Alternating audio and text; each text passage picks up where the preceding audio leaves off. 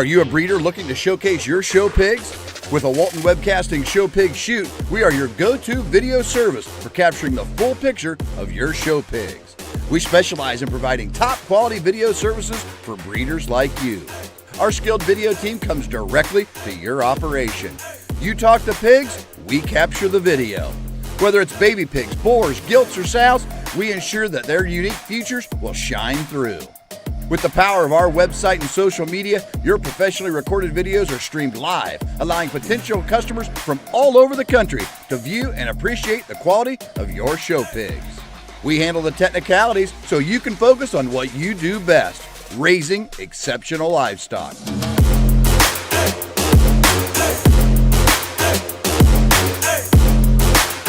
To schedule your next show pig shoot, call Rhonda at 765-431-7367.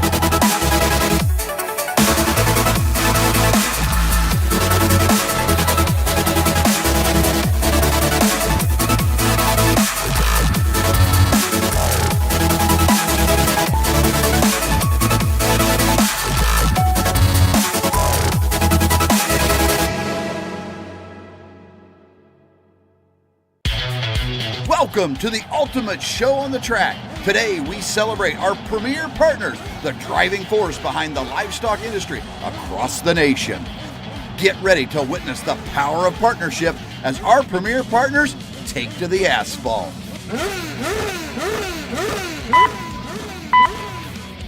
Green light and they're off. On the track we have our first partner, Layered Premium Blend Genetics from premiumblendgenetics.com.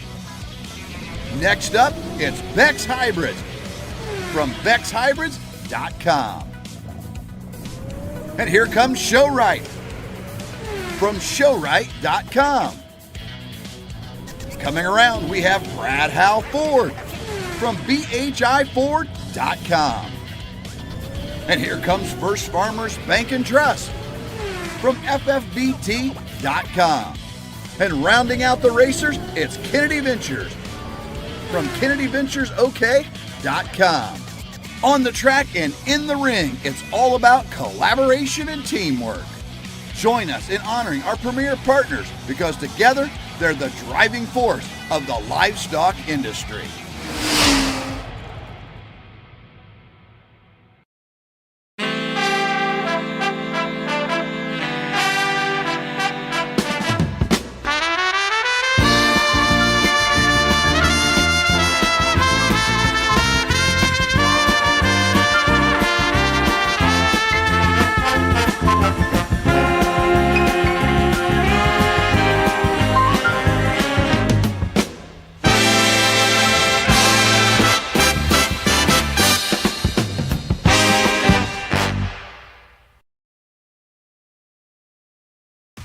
It's time for Cattleman's Congress. This is a Walton Webcasting production. Livestock like you've never seen before.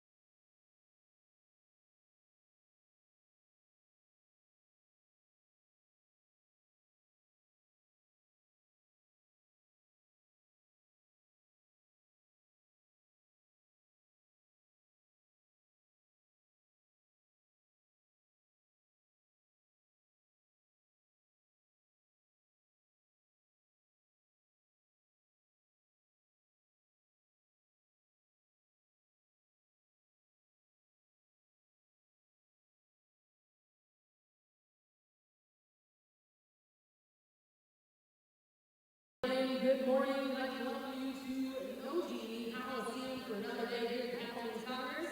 Before we get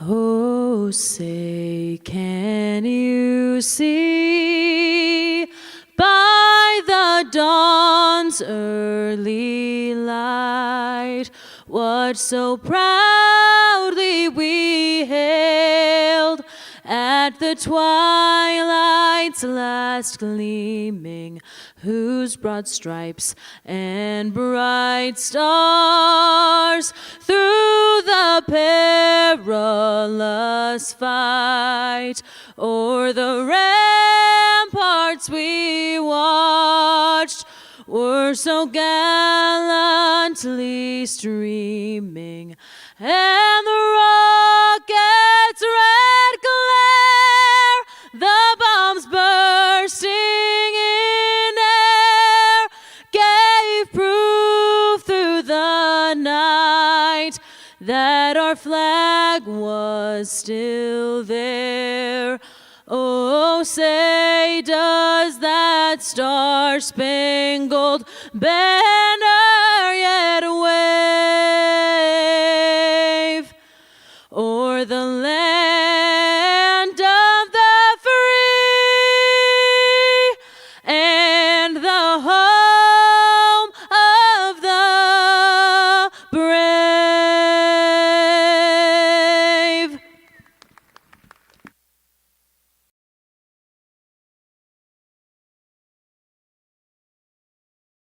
Welcome to the Cattleman's Congress here in Oklahoma City. We're excited to get started with another day here in the OG&E Coliseum in Arena 1. We will get started with the Full Blood main show. We're going to welcome in the Full Blood females. Over in Arena 2, we are going to get started with your Super National Shorthorn and Shorthorn Plus shows. Welcoming to the arena in Arena 1, Mr. Corey Thompson of South Dakota, and in Arena 2, Dr. Mark Hogue.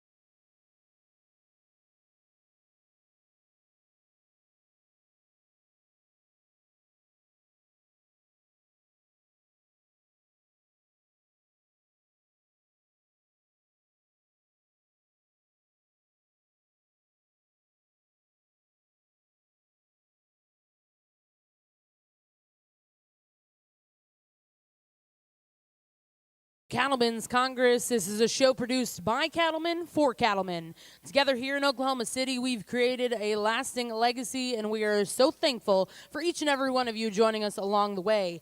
Over here in Arena 2, we'll get started with your Shorthorn Plus Bull Show, first class in the ring, Class 1.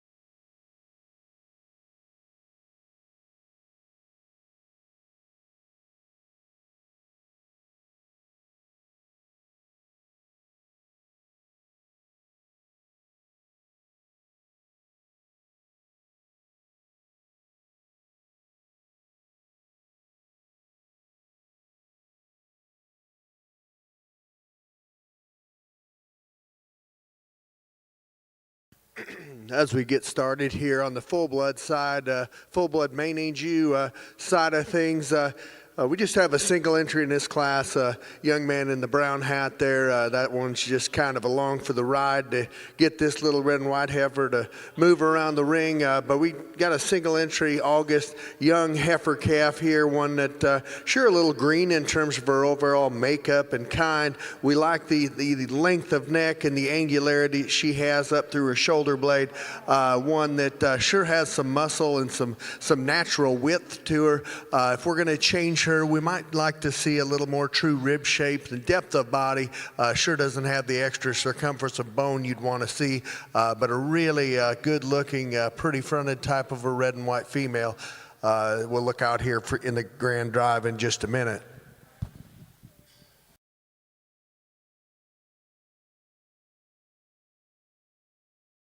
On Class 1, first place going to back number 6344. That's MCC Rachel, exhibited by McCullough Cattle Company of Maxwell, Texas.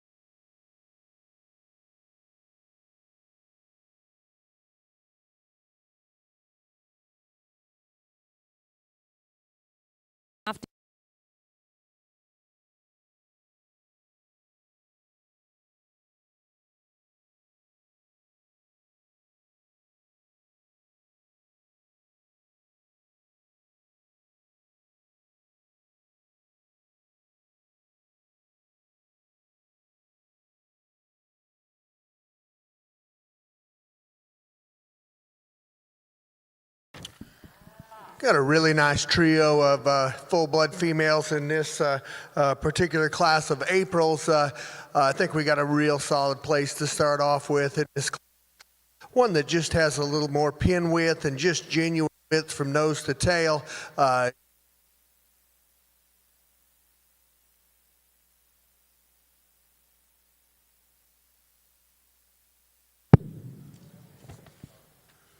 We good now? Okay. Love the extra width and dimension this one has when you get behind her. Really good in terms of her upper rib shape and upper power. There's no doubt about it. Gives you a killer look from the side. I think she's an easy place to start in this particular class. Young man in the silverback hat here, she probably fits the type and kind and is more similar to the class winner than the heifer that rounds out the class. Just doesn't have that extra dimension, extra power. Sure not as big featured as that one that comes first in this particular class. And you get this heifer in third, one that just reaches and stretches off of both ends very, very well. One that when you get up on top of her, she's maybe as wide and has as much back shape and squareness as anything in this class. Just doesn't have that extra depth of spring of rib like the two right ahead of her.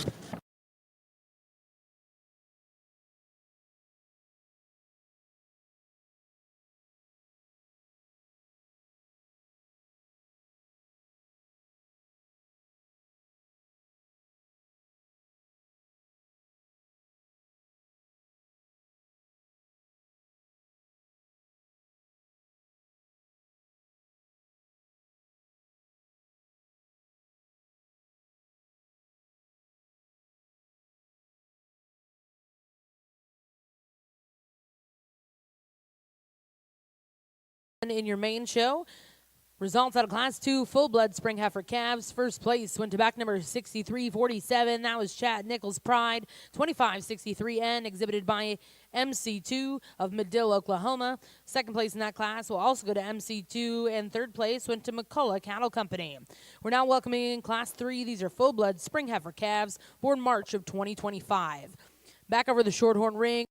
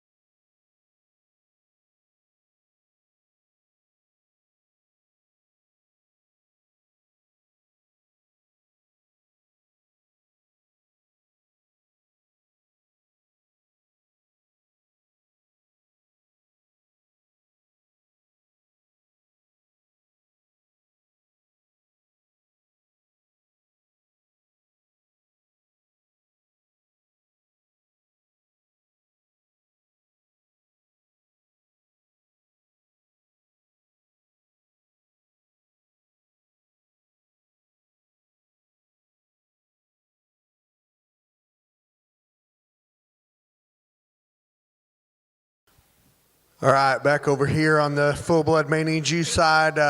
I think much like the last class, just a really solid place to start off with the young man's dark cherry red heifer here. Just a really cool pattern to this female when he gets her set up. Just extremely long and tall out of her front end.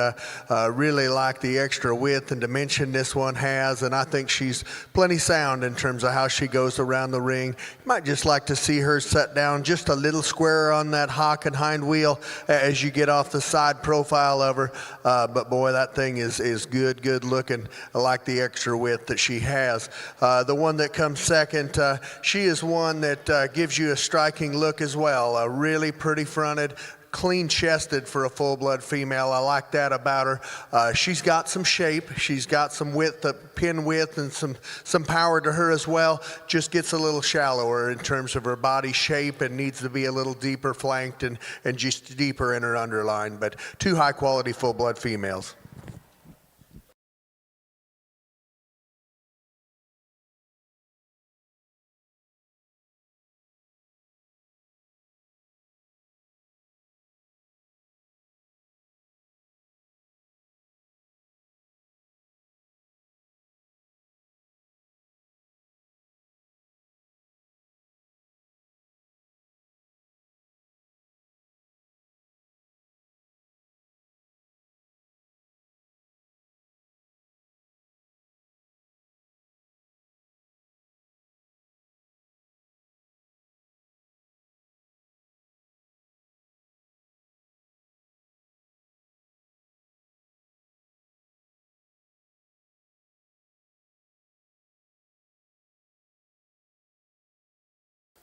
This fall heifer that we bring out here, a 2-year-old September girl, when they imported these cattle from France, not sure they exactly look like this. Fleshing ability, they were known for their extra muscle and width and performance.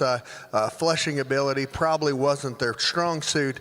It's just crazy how this breed has came in terms of changing those cattle, because never thought I'd say that I'd like to tone the flesh down on a full-blood female, but she's probably getting right there in terms of the conditioning that I'd like to see on a female. But boy, she's easy doing. It's because she's huge ribbed and got just that natural shape and spread to her center body. I love that about her. She's one that when you ask her to move, I think is very sound in terms of her skeletal quality and build. Just an exceptional female in this single entry class. We'll look for her back out here in the Grand Drive in a little bit.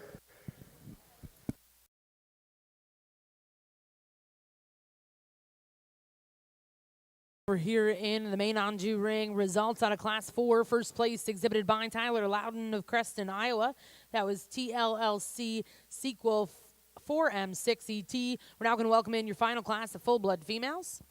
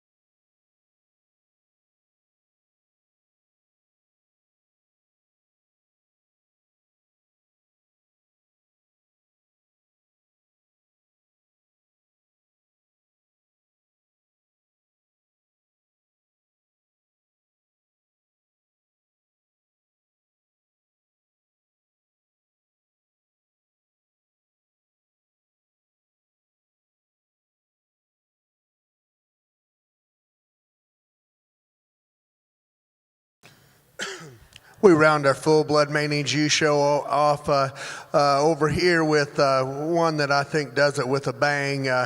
Much like, designed a lot like that heifer in that last class. Just the width and dimension in this one is absolutely staggering. Again, a very easy fleshing female. I didn't think I'd say it once, but I'm going to say it twice. She is also one that maybe I would like to see toned down in terms of her condition, pushing just a little chest. She's getting a little older. She's a January 2-year-old. She's getting a little age on her and getting a little closer to calving. But boy, you love the sheer dimension and width of this one. Extremely easy fleshing.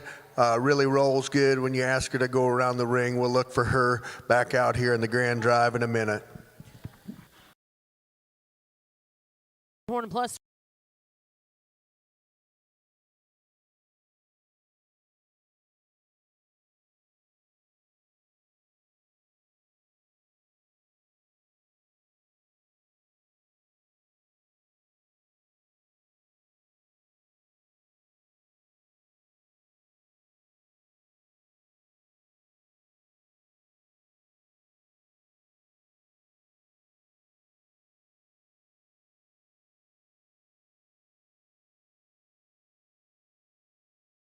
Results out of Class 5. First place went to Tyler Loudon of Creston, Iowa with Team T-Bone 2.0 HHH. We're now going to welcome in all of those females. First and seconds, we'll select the Grand and Reserve Grand Champion, full-blood female.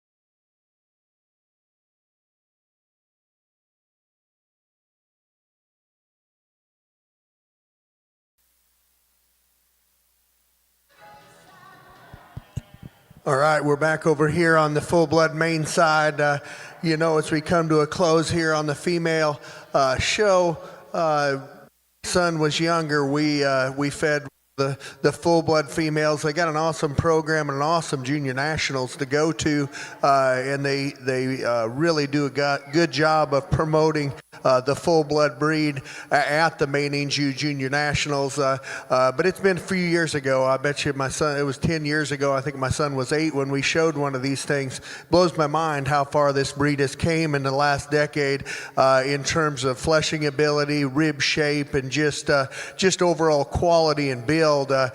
This breed's came a long ways. So my hat's off to the breeders and the job they have done in terms of making these cattle better. We'll just talk real briefly about your class winners. We actually start off with the one here in second. She was a single entry, a little stubborn today, so she's a really, really good follower.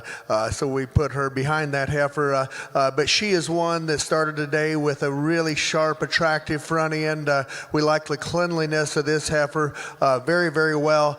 She is one that reaches and goes good off of both ends of her skeleton. Comes up a little pounds light today in terms of the grand drive. Maybe doesn't have the sheer natural dimension and spread of some other heifers out here. Then the heifer that comes next, and really the heifer out of the second and the third class, very similar in terms of the length of body, length of hip, and the kind of quality that these two represent. I'd like to combine these two. I like the added rib shape and dimension and just depth of body in the heifer in the second class, and I love the front end and the way the neck shoots out high and tight out of the shoulder blade, out of the heifer, with the young man with the silverback hat on there. If you could combine those two, I think we'd have one that would be a force to be reckoned with, but two heifers that really represent those classes well as well.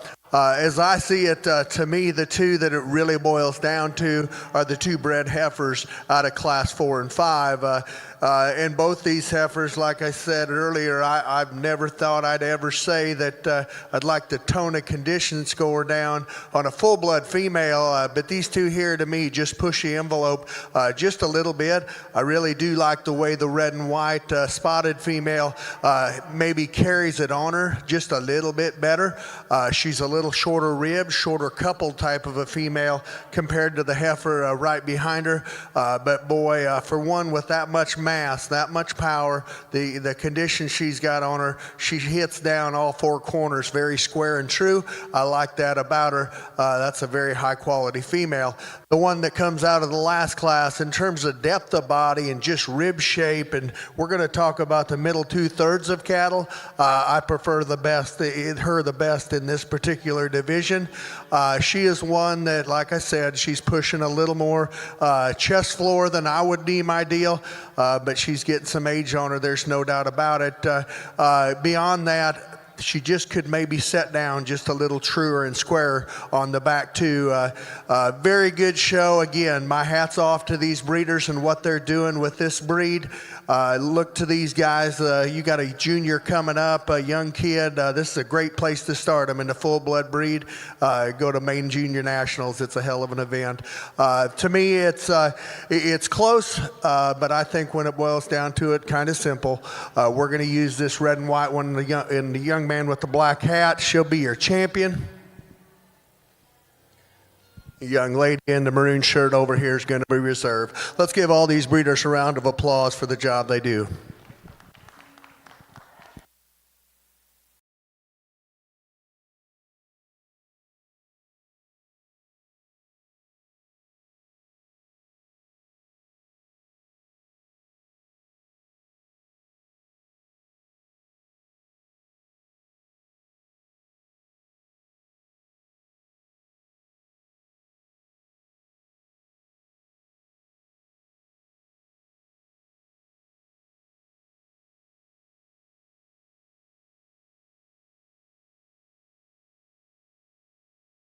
Ring to conclude your full-blood female show. Your champion coming out of Class 4, exhibited by Tyler Loudon. That was TLCC Sequel 4M6ET. Reserve champion will also go to Tyler Loudon with Team T-Bone 2.0 HHH. We'll get started with your open Maine Anjou Bull show here in just a couple minutes in Arena 1.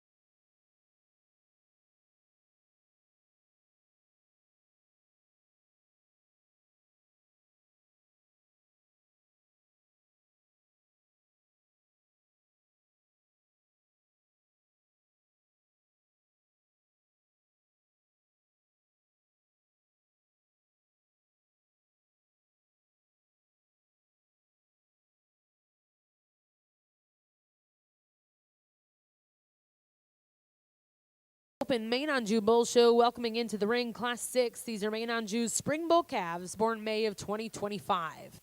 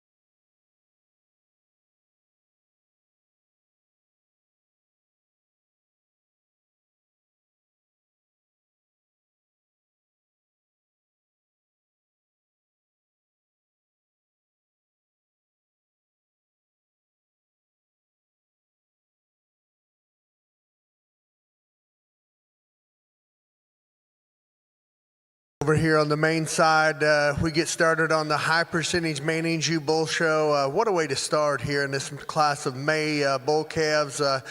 This pair really complement themselves in terms of give and take. I think there's more sheer power and dimension in this big stout bull that we're going to use to start off with. Really big-footed and rugged made in terms of his bone work. Love his extra depth and spring to his rib cage. We're going to get nitpicky on him. He gets just a little more sheath than what I would deem ideal.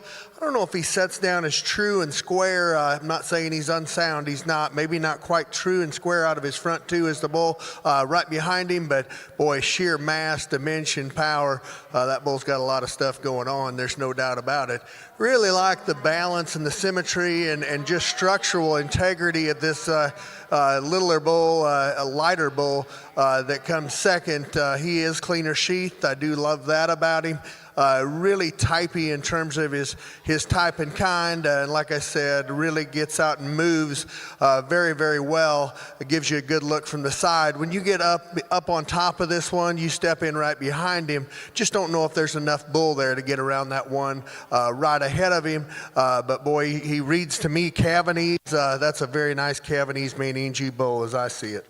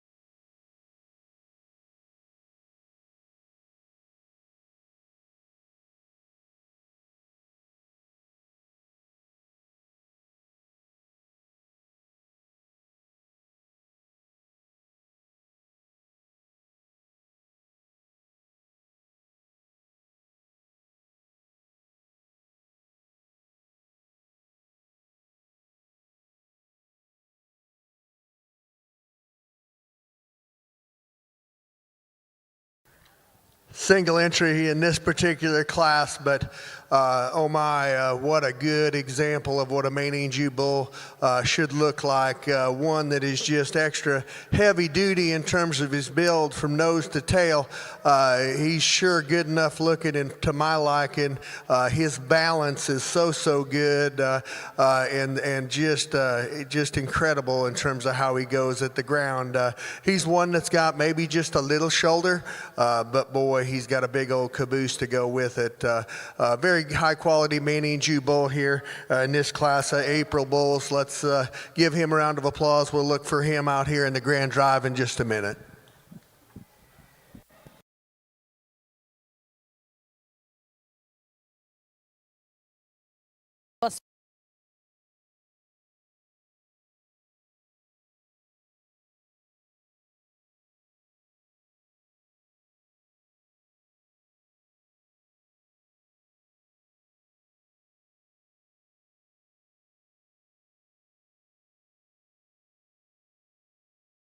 Results out of our first two classes. Class 6, first place exhibited by Silveris Brothers of Firebaugh, California, with SIL Lotto 5022 NET. Second place in that class exhibited by Cash Miller of Amarillo, Texas.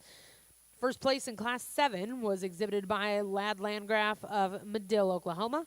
Now in the ring, this is Class 8, Maine Anjou Spring Bull Calves, born March of 2025.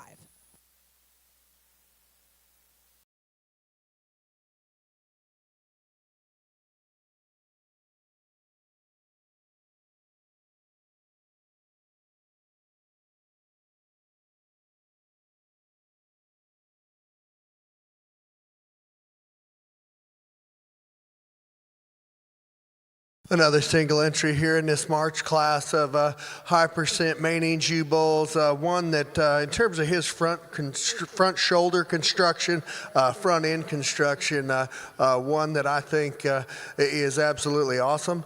So smooth in terms of how he blends into his forerib. Love the way his neck ties nice and high out of there. One that I think is sure sounding up in terms of his structural build.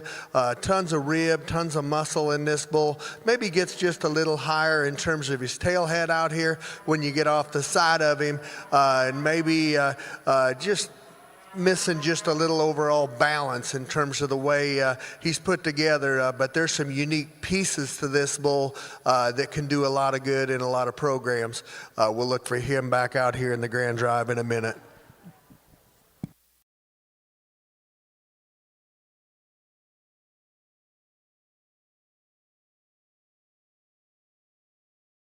So first place in Class 8 will go to back number 6363, and that was TTTS NWH bank-owned 20N, exhibited by Trey Simmons of Carthage, Indiana.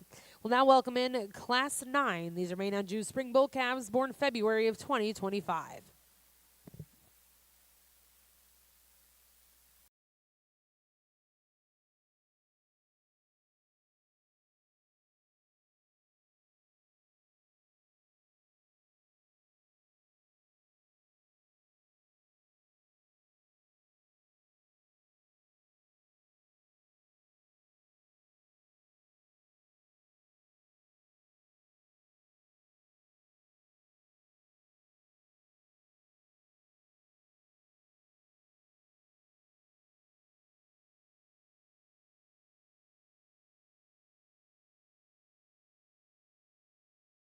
Their single entry class as we get a little older here. February bull in the High Main show over here, and one that again, much like the two in the last two classes, just very striking in terms of his side view profile. Really love the way this one's neck comes out high out of his shoulder blade.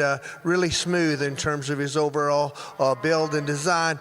You'd maybe like to see him just set down a little squarer and truer off those back two as he sets them down around the ring, and one that can probably use just a little more feed just to maximize kind of where he's at in terms of spread and dimension, but a really good looking bull there. Young lady does an awesome job of showing him.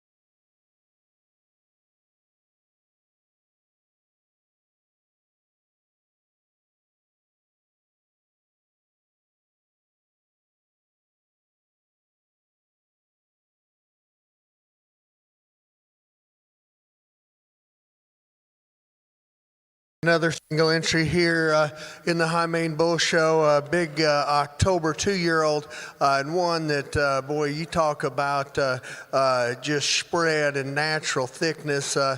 This one is powerful. When you get up on top of him, I'm not sure you can fully comprehend from ringside just how truly much width this one has to him. huge-footed bull. Got a foot like a rhinoceros on him. Just love the way for as much muscle, as much bone work as that bull has, just gets out and floats in terms of his structural integrity. He's one that he's got some shoulder. When you get him that stout and you get him that rugged, you're going to have to live with something, and he does have a little more shoulder than some would deem ideal. But you look at him on paper, sure does not represent like he's going to be a hard calving type of bull. But boy, he is a rugged built, stout made bull. Be fun to get him back out here in a minute.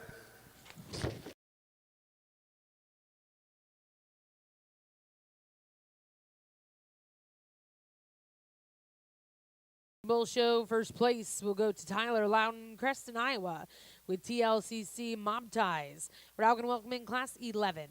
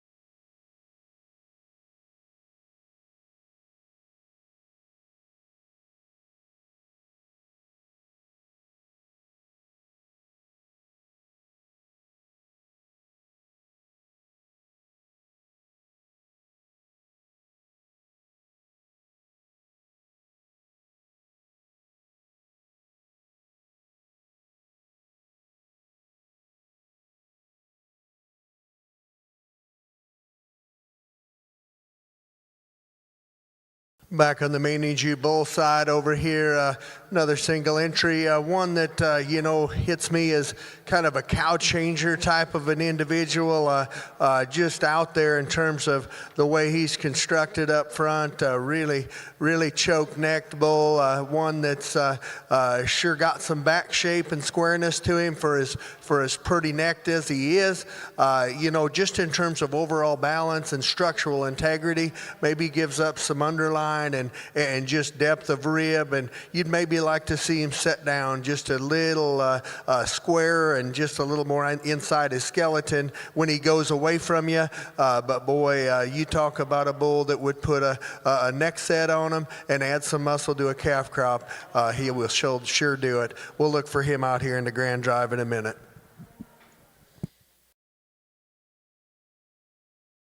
Show ring results out of Class 11. First place went to back number 6382. That was RJG Money Game 18M, exhibited by Running Free Ranch of Waxahachie, Texas. We'll now look to see Class 12 before we go into your Grand Drive. Back over in the Shorthorn Plus ring, results out of Class 6. First place was exhibited by Benjamin Allen of Saxonburg, Pennsylvania. That was SN Nutty Mama 510 NET. Second place in that class was exhibited by Caroline Hubner of Union City, Tennessee. Third place in Class 6 exhibited by Leighton Strait of Fairmont, Oklahoma.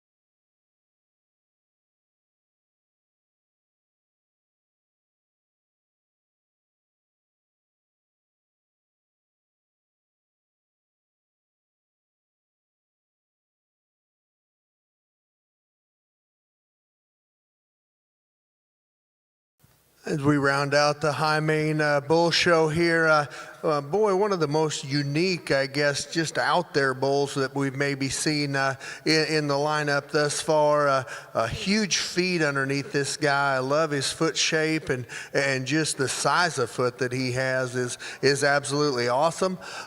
He's long-necked, and we like that about him. Maybe gets a little more upright in terms of his shoulder blade. You get right up on top of him. I'd like to see a little bit more shape and curvature to this one's center body ever so slightly, and I could give him just a little more width to the seat of his pants. But boy, that bull there has got huge, ginormous feet and got tons of look and quality to his skeletal build. There's no doubt about it. A bull that we'll look back out and talk some more about here in a minute in the Grand Drive.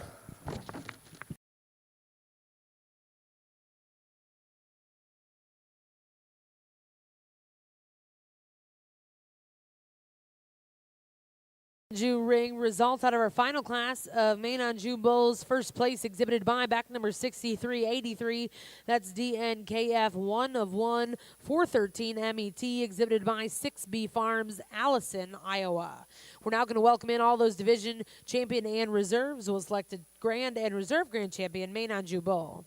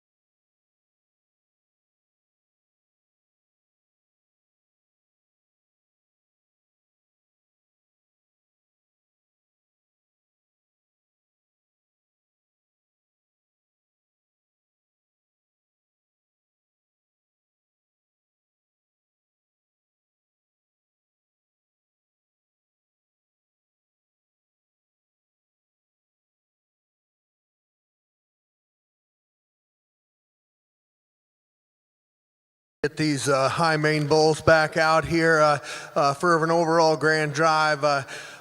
This breed of cattle obviously has been a big part of my life, and this High Main Bull Show is something that every program that I've worked with and for is something that we always strive to do well in. You know, when I was at Fred DeRucci's, we raised a lot of purebreds and 3/4 main bulls, and Fred would always say, we measured success of the program. At that time, SEK Genetics was a big company, and how many bulls we had as a program with our prefix on them that was in the AI sire directory determined the success of our program, because Fred always thought the more bulls that people wanted to use of your stuff, that really ultimately proved more to him than it did to win a banner and win a show. And I think there's a lot of truth in that. The genetics that you build in terms of a program really show face on how you're doing in terms of the industry. All these class winners, like I say, there wasn't just a ton of cattle in each particular classes, but all of them exemplify some qualities that we like to see in Maine cattle. And I think all of them, in terms of breeders, are stuff that we can utilize in terms of the breed. I'll just talk real briefly about every one of them, because these guys have put a lot of work and time into these cattle. They deserve to know what a guy is thinking. The rib shape and just depth of body and just the length to that young bull, made bull calf down there is absolutely awesome. Good footed, really square in terms of how he's put together. Love the way the neck ties into the shoulder blades on this one. One that's sure not the heaviest muscled. He's sure not the lightest muscled. He's just kind of really middle ground in terms of where he's at, maturity and width wise. One that, you know, my biggest pet peeve on him, I wished he was a little cleaner sheathed. It just gets a little looser in terms of underneath there, but boy, he is loose built, really smooth.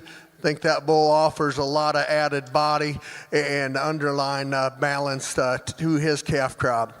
The bull that comes next, boy, in terms of genuine width and power, he's one of the best two out here. You get up on top of this bull, he is just truly wide, and for as stout as he is, to be that good in his forerib and shoulder, be that level and good in terms of his hip and his tail head, that is extremely hard to do in this breed of cattle, and to put all that extra that he has and make him so sound at the ground, my hat's off to that young man. He's got some shoulder, much like the other stout one in this lineup. He has a little lower shoulder. Sure does not appear to me to be a Cavanese bull, but boy, that one's got some genuine quality. Love the width and spread that he has. In terms of look and just side view profile, this bull out of the third class is absolutely awesome. He is one of the cow changers in here. He's going to add some frame. He's going to add some look. There's no doubt about it. One that too, I love the muscle shape that he has. If we're going to change him, I'd just moderate him just ever so slightly, and to me, he could use his hock and his hind leg just a nickel better. Really a good looking bull that comes next. Maybe just comes up a little light out here in terms of his performance, and I think it's because he maybe doesn't have that extra depth of body, that extra fleshing abilities like some of the other bulls, but boy, he is dead level topped, glass smooth in terms of how he's put together up through his front 1/3. That bull has some quality as well.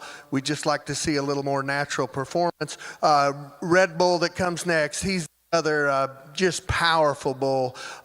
Big feet underneath this guy, and he is another bull that with as much muscle, as much masculinity as he has to him, really gets out and goes, and very, very well.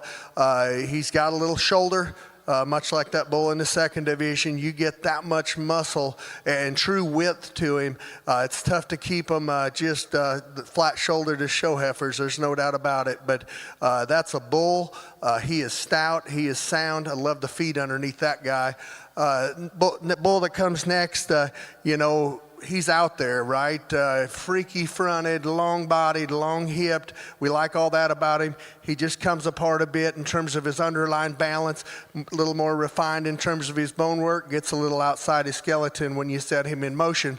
bull that rounds out the show. We rounded it out with a bang.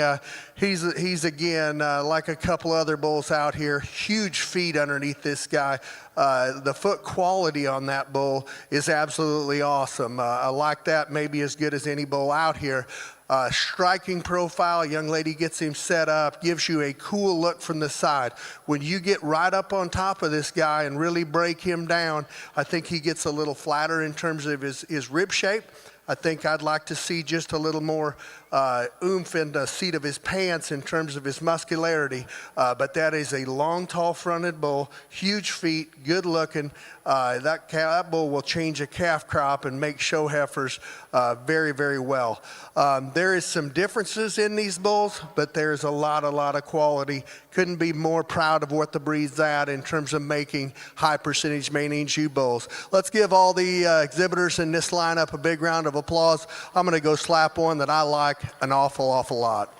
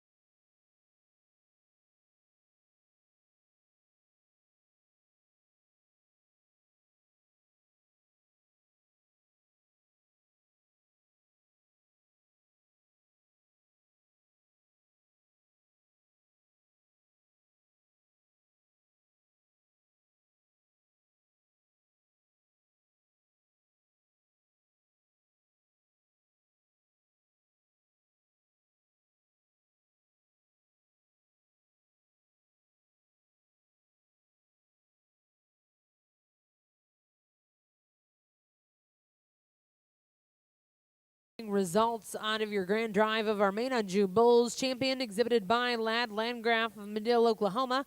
That was Lad Nightcrawler 501N, and reserve champion exhibited by Tyler Loudon, Creston, Iowa. TLLC Mob Ties. We're going to head to the backdrop briefly here in the main ring. We'll get started with your main Angus bull show in just a moment. Back over in the Shorthorn Plus ring, results out of Class 8. First place was exhibited by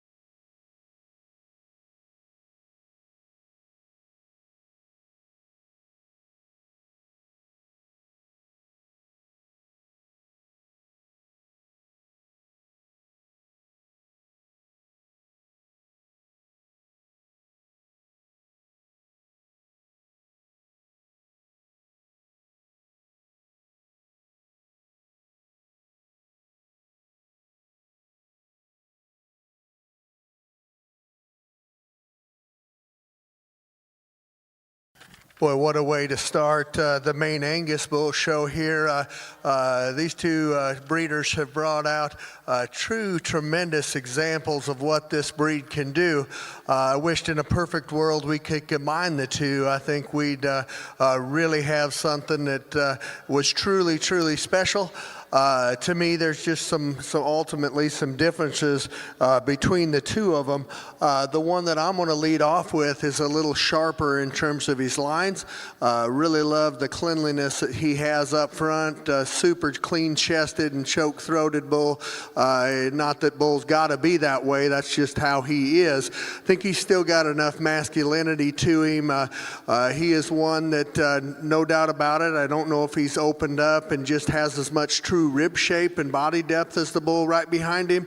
I don't know if he takes as free and easy and as long a stride as the bull right behind him, but that's a big-footed, heavy-legged bull that really is sharp and attractive and balanced from the side view profile. I'd like to see him reach a nickel better on his back too, and I'd like to see just a little more true muscle shape in the lower seat of his pants. The bull in second is just an awesome meat and potatoes bull. I love the center body. The center third of this bull, I think, is absolutely amazing. Deep-bodied, tremendous sweep in terms of his cage. He gets a little plainer in terms of his neck. He gets a little straighter in terms of his shoulder blade. We step in right behind him. He's got more shape and dimension than the bull that wins the class. I just wish he set down a little truer and squarer, even though he does take a longer step. Two tremendous Maine Angus bulls here in this particular class. What a way to represent the breed.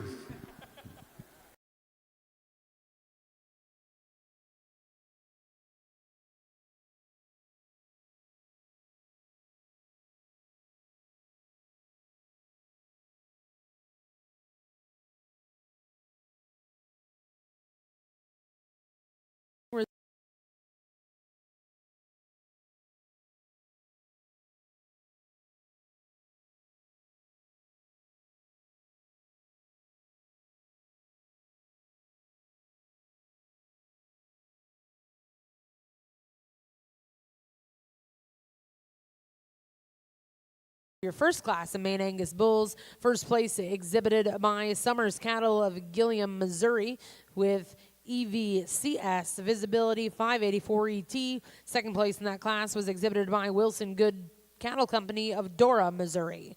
Now in the ring, this is class 15, Maine Angus Spring Bull calves, born February 2025.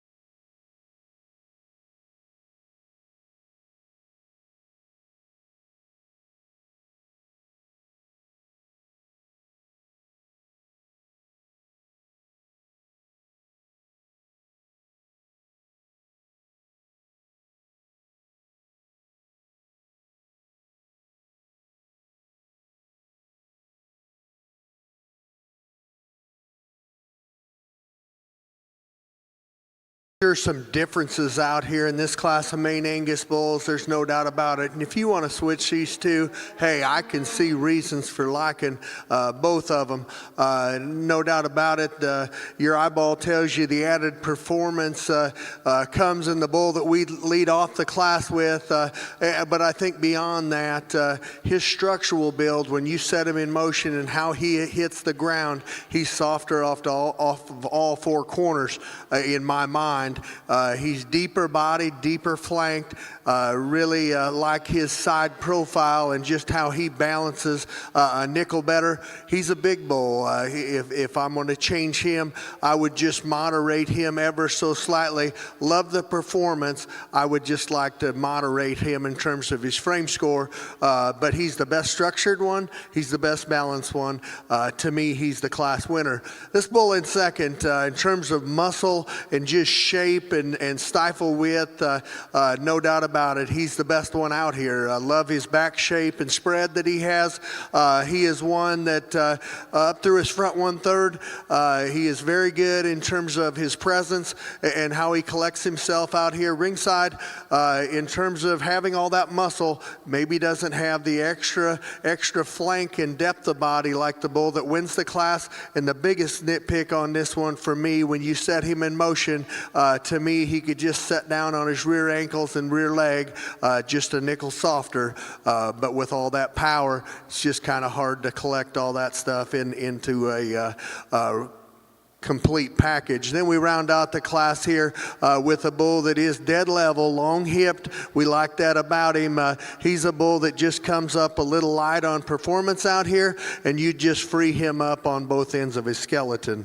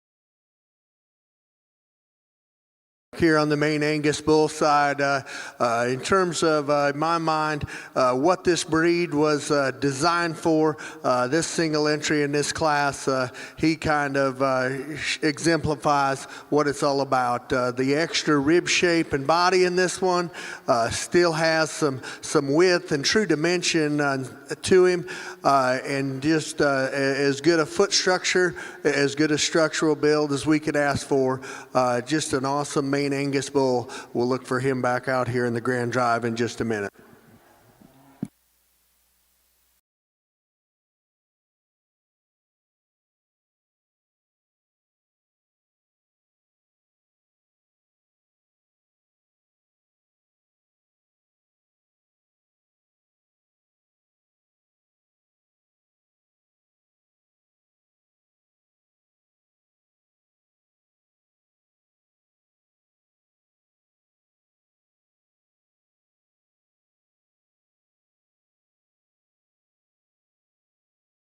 Results out of Class 15 and 16. First place in Class 15 was exhibited by Silveris Brothers, Fireball, California. That's SIL Fortunate 5000 NET. Second place was exhibited by Brett Colantonio of Moscow, Kansas. We then brought in Class 16, first place exhibited by Cale Pryor of Woodbine, Iowa. Now in the ring, your final class of Maine Angus bulls.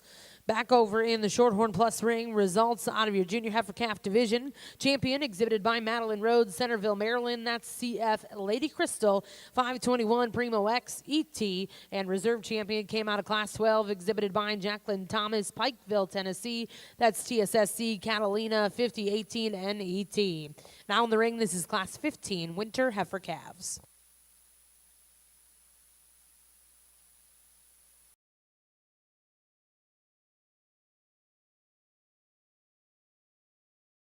Round out the main Angus Bull Show.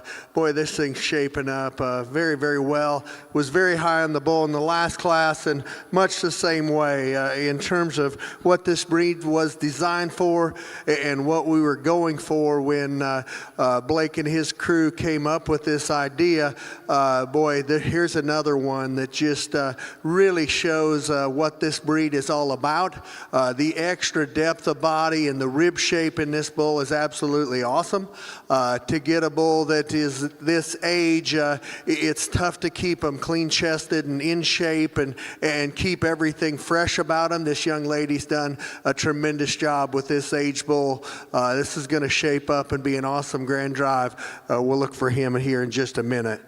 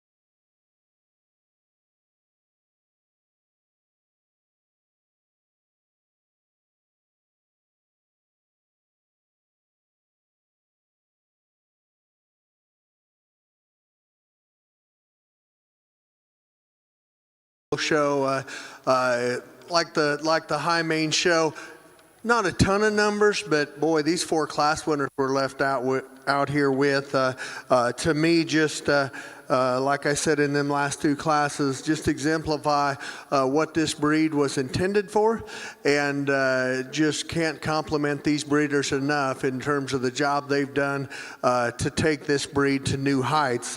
These four class winners are outstanding. We'll just talk about them real briefly. Really complete bull here from the side. We lead off with love the front This bull really clean and sharp in his lines. He's a big bone, big footed bull. He is one that we said when we set him in motion, I wish he took a little longer step, and I'd give him just a little more in the seat of his pants. In terms of frame and performance, the bull in the second class dominates the competition out here. His length of hip and squareness is awesome. Length of body I love a lot. He is one that is one of the soundest ones out here when you set him in motion. Really like the way he's laid back in his shoulder blade and front knee, and still good looking from the side. He is one much like the bull right ahead of him. I just don't know if he's got as much true shape and dimension as the bulls in 3 and 4, but he is high performing, huge bodied, will do a lot of good for the main breed. Really balanced bull here that comes in the third class. In terms of his underlying balance and just freshness and sharpness, I like him a lot.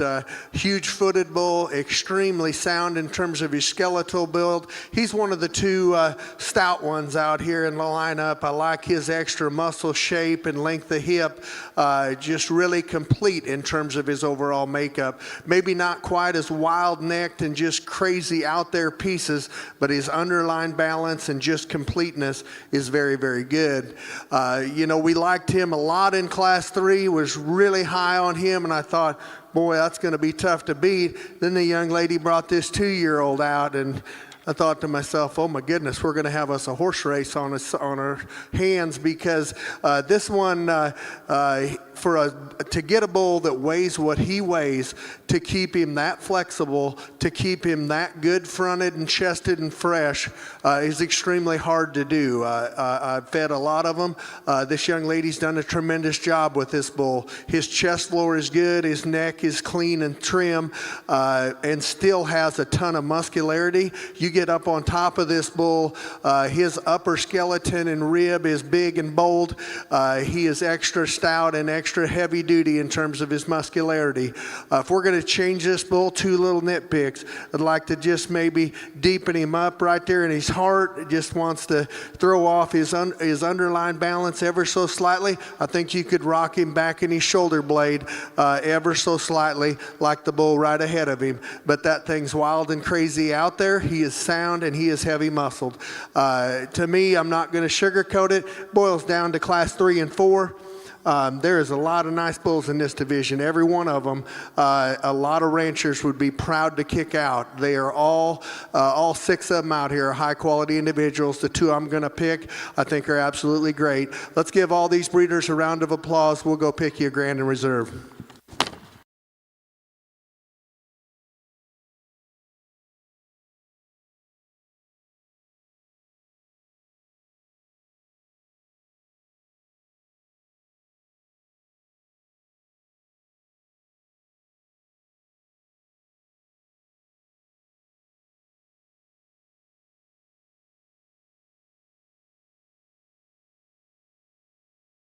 In the main Angus Bull Show, your champion, coming out of Class 16, exhibited by Cal Pryor, Woodbine, Iowa. That's CALP Tommy Norris, 510N, and reserve champion to come out of Class 17, exhibited by Madison Loeschke Curbs.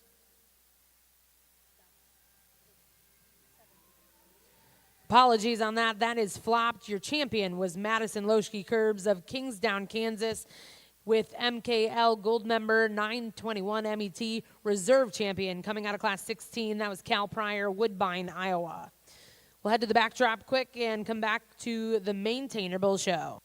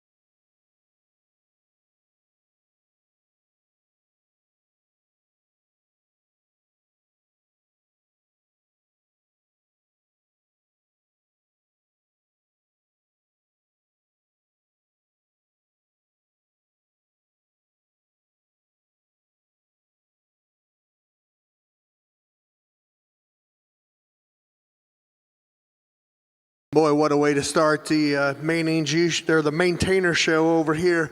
Bull division, April bull. Young man brought us, and boy, he's just got beef bull written all over him. Really big and bold in terms of his center body. Really practical in terms of the way he's put together. Maybe not as much flash and look as some of the other bulls we've seen today, but tremendous body in this one. Very practical in terms of his build and design. Will be a great place with a lot more main bulls that look like that. We'll look for him back out here in the Grand Drive in a minute.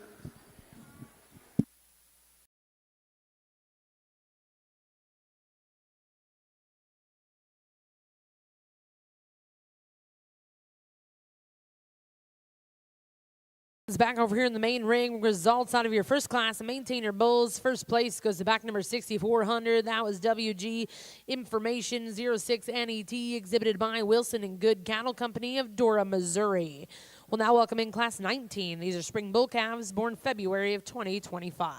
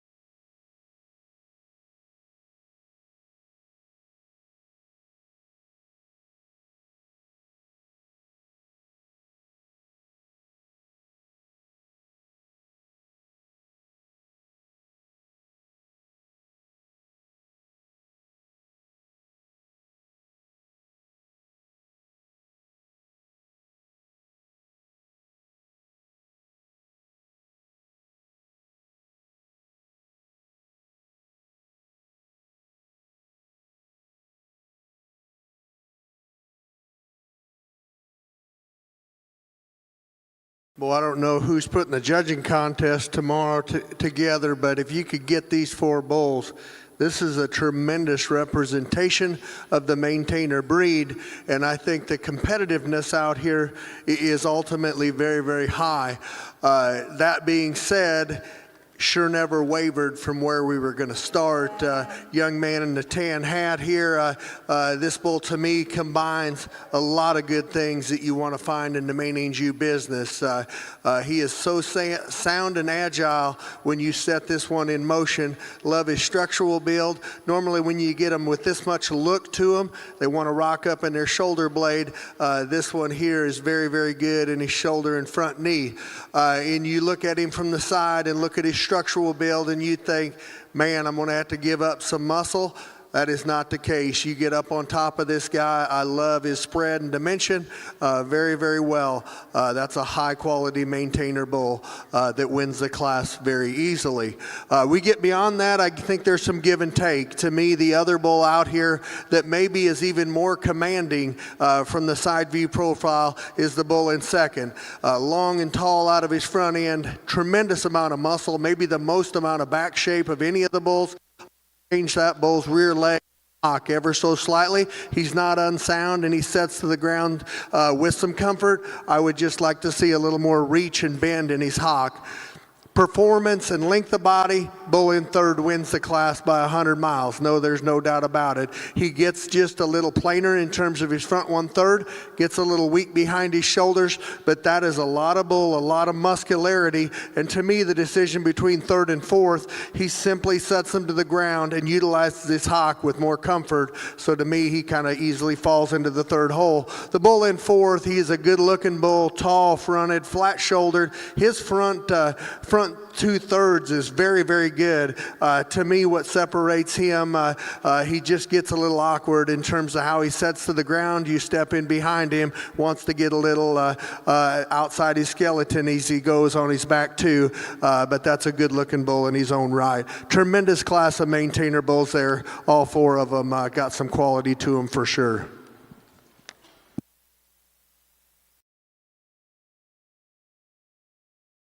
Ring 1, results out of Class 19, maintainer spring bull calves. First place exhibited by back number 6406. This is KMEM Popular Demand ET, exhibited by Spengler Cattle of Cascade, Iowa. Second place will go to Weingartner Show Cattle of Harrod, Ohio. Third place was exhibited by MCC Muir Cattle Company of Waynesfield, Ohio. And fourth place exhibited by Carly Berkheimer of Dillsburg, Pennsylvania. We're now going to welcome in Class 20 to conclude the Maintainer Bull Show.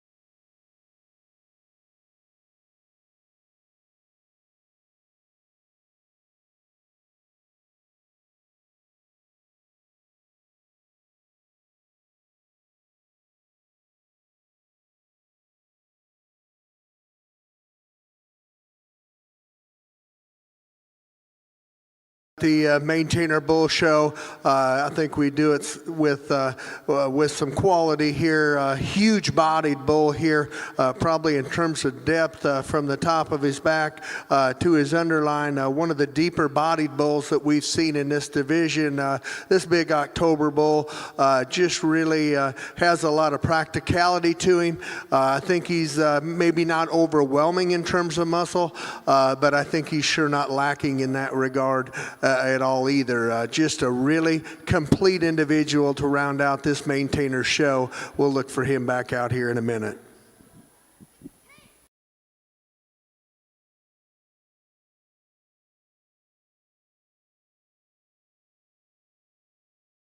One results out of our final class of Maintainer Bulls. First place was exhibited by back number 6411. That's PCC Firepower 166 MET, exhibited by Brett Pembroke of Fairview, Oklahoma.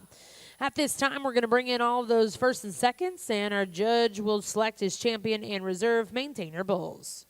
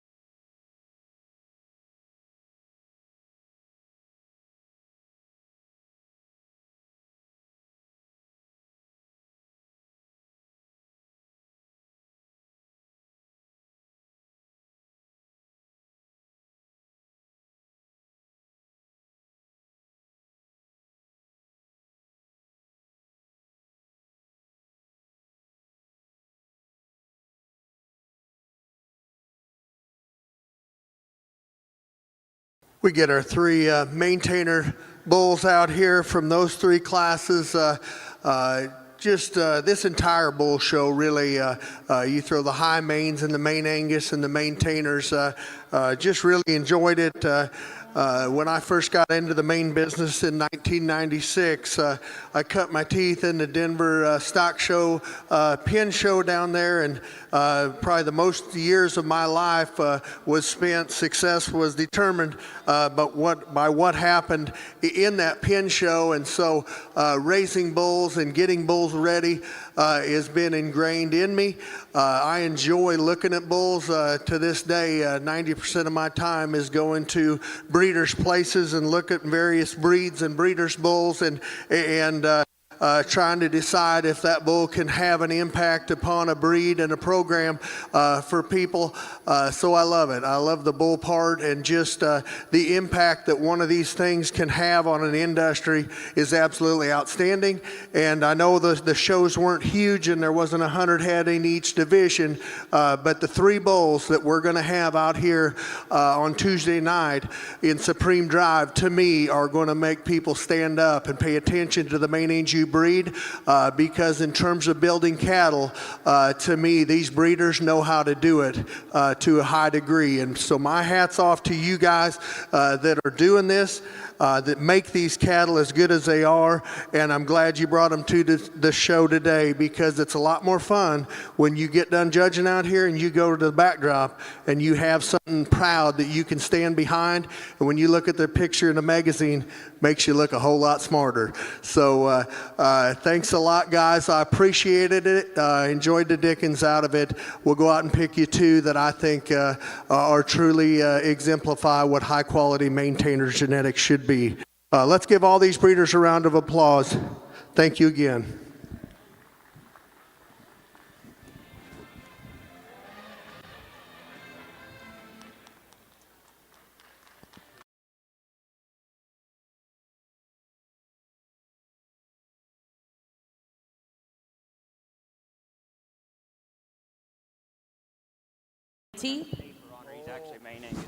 And reserve champion comes out of the same class, exhibited by a Weingartner Show Cattle, Harrod, Ohio. That's BMW Norm 221N. Congratulations to those exhibitors. We'll get started with the Full Blood Bull Show here in just a couple minutes. Back over to the Shorthorn Plus.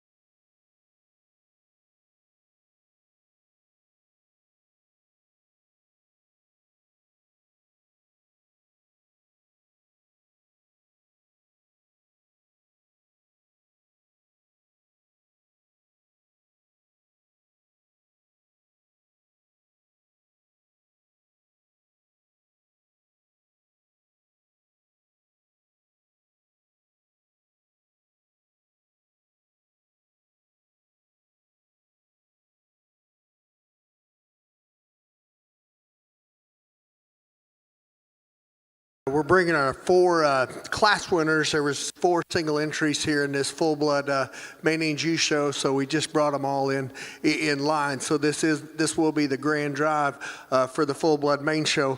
Much like the female side of the full-blood show, it's just really great how far that these cattle have came in the last decade, and the quality that they have in these cattle and put in these cattle in the last 10 years. And I think this first bull out of the first class really exemplifies that to a high degree.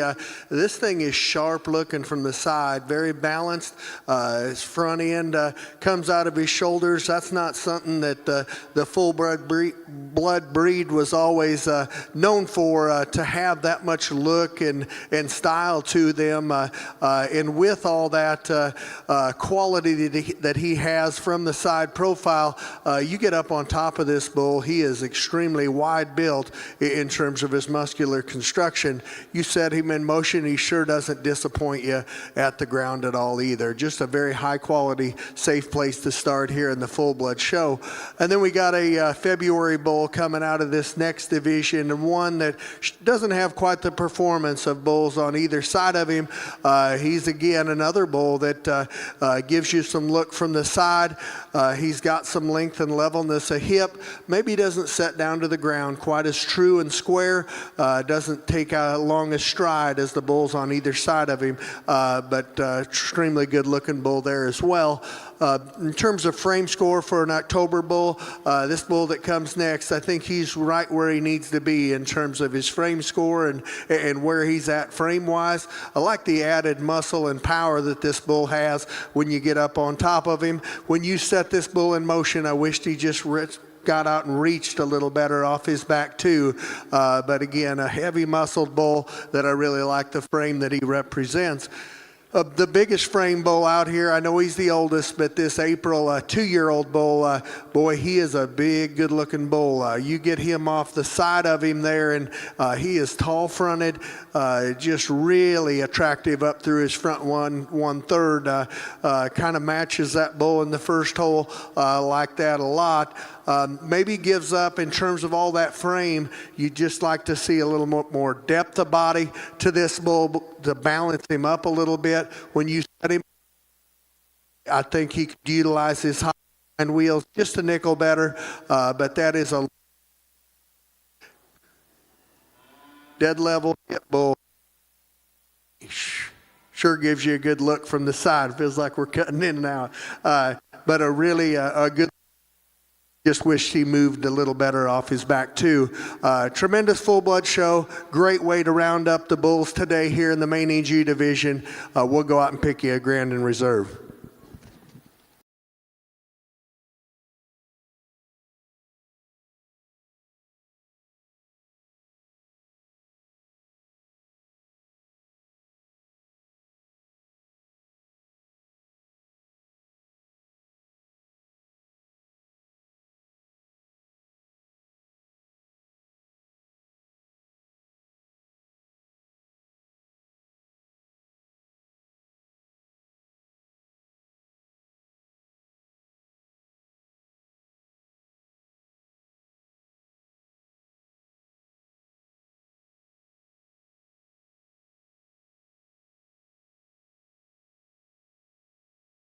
Your full-blood show champion exhibited by Justin Herland of Blue Jacket, Oklahoma, with HLN Just Lucky ET reserve champion. We go to Fancy Creek Farm, Prairie Cross of Sherman, Illinois, with FCF Red Eagle 436M. Congratulations to all of those exhibitors. We'll get started with your junior Maine Anjou female show here in just a moment in Arena 1.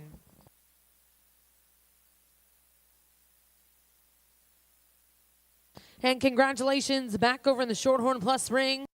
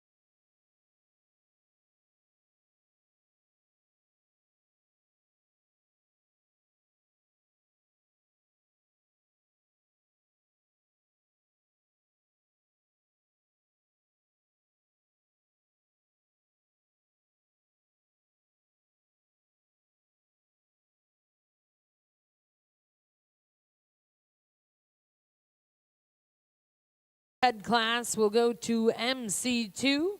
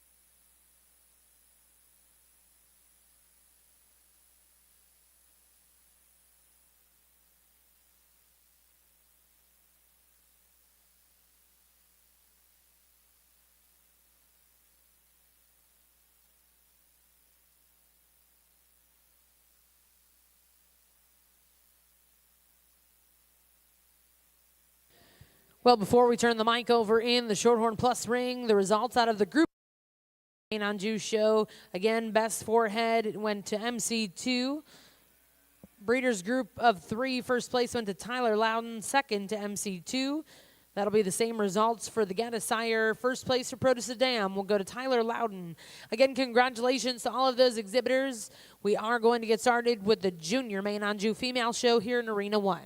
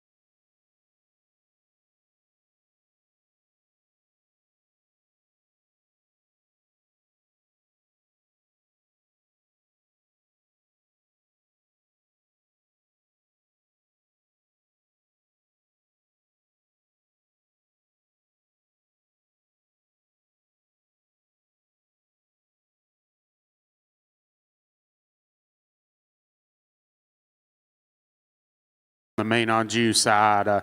Really good place to start off as we get the junior show going here.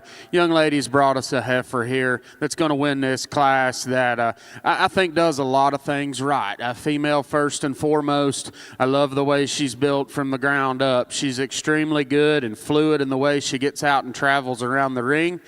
She's one for me that gives you just a really awesome look there of attractiveness about her head and neck, and just so juvenile in her makeup, but yet still got the power through her rib, got the power out her hip, balances all that together in an extremely nice package.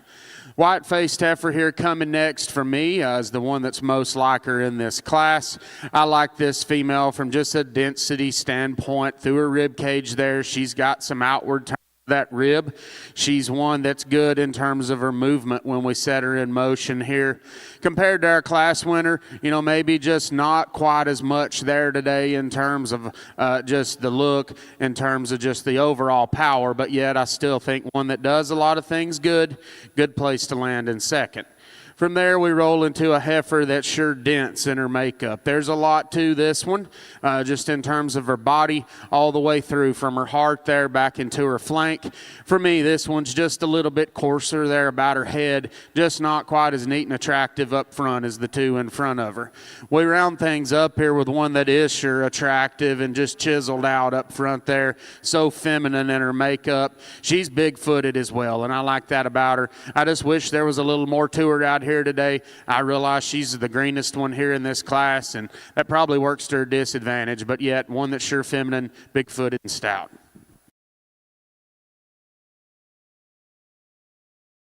Junior main on Jew female show, first place exhibited by back number 6420. That was WLSS Miss Nova 225 and exhibited by Paisley Weatherly of Perry, Oklahoma.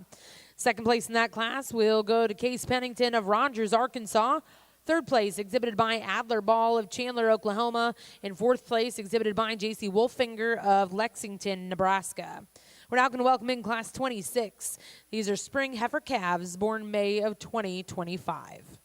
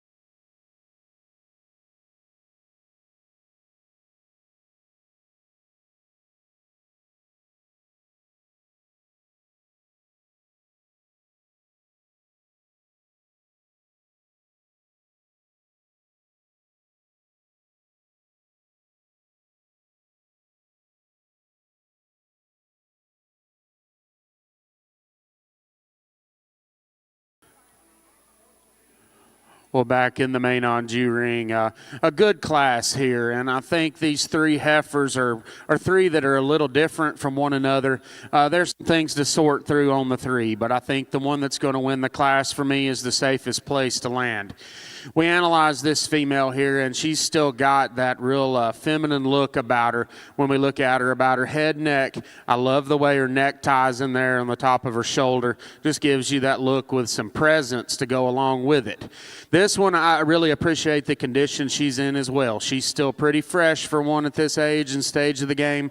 Structurally, I think she's good enough here to check the boxes to get to the top of the class. I guess for me, ultimately, she's the one that does the most things right here out of these top three that compete for that top spot. Heifer that comes next, there's no denying this one is big-footed. She's big bone. She's as soft right there in her ankles on those rear two as anything in the class. You know, getting right on the verge of maybe being too soft-ankled for me, but yet you have to appreciate the flexibility that comes with that when we set her out in motion. She gets out and takes a big step to go around the ring. Compared to the heifer that wins the class for me, maybe just not quite as neat and attractive in terms of the thickness of her neck. She's one that's got a little more condition. She's a little more ready out here today for one at this age, and for me, I'd maybe like to wheel her back in just a little, but no doubt the powerful, big-footed female of the class.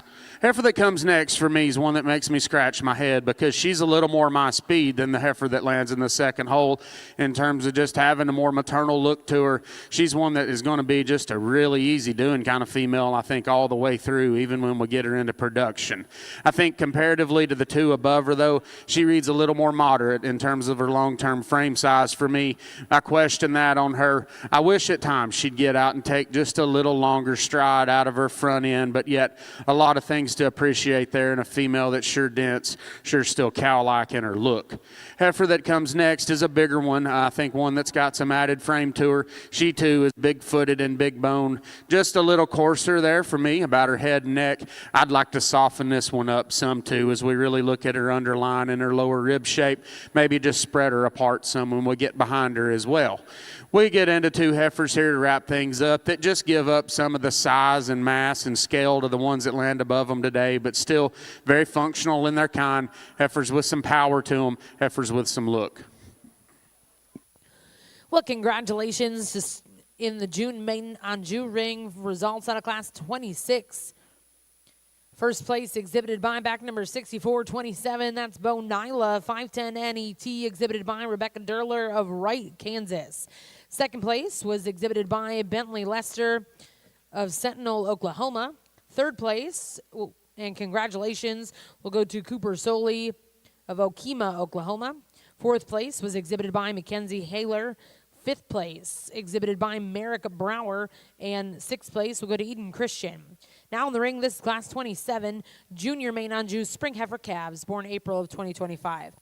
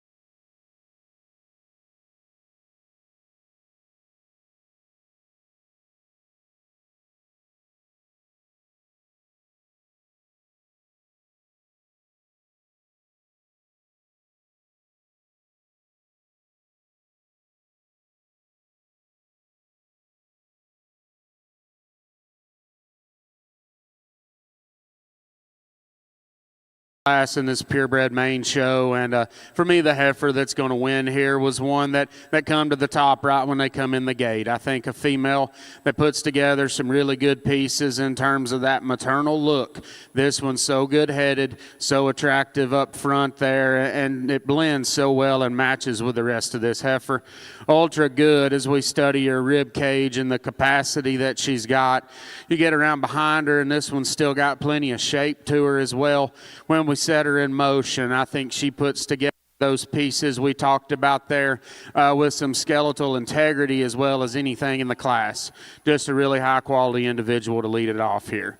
From there, I think it gets a little more difficult for me, and I think you could do some different things with these next 2 or 3 heifers here, but the white-flanked heifer, the white-legged heifer, for me, I guess when you really study this one, there's a lot of heifer there in terms of just length, in terms of just rib. She's probably not quite as deep and have that sweep to her underline like the heifers on either side of her do. But yet, I think she's one when we really step back and look at the fundamentals of rib, she's still got plenty in my mind. Maybe a little thicker necked and not as attractive up front as our class winner. When we set her in motion, she's pushing on him here, and it's hard to get a read. But I do think this one probably is a little stiffer in the way she handles her feet and legs compared to the heifer that wins the class. Young man's heifer that comes next here, I think she shares some of the same qualities as the heifer in front of her in terms of structure.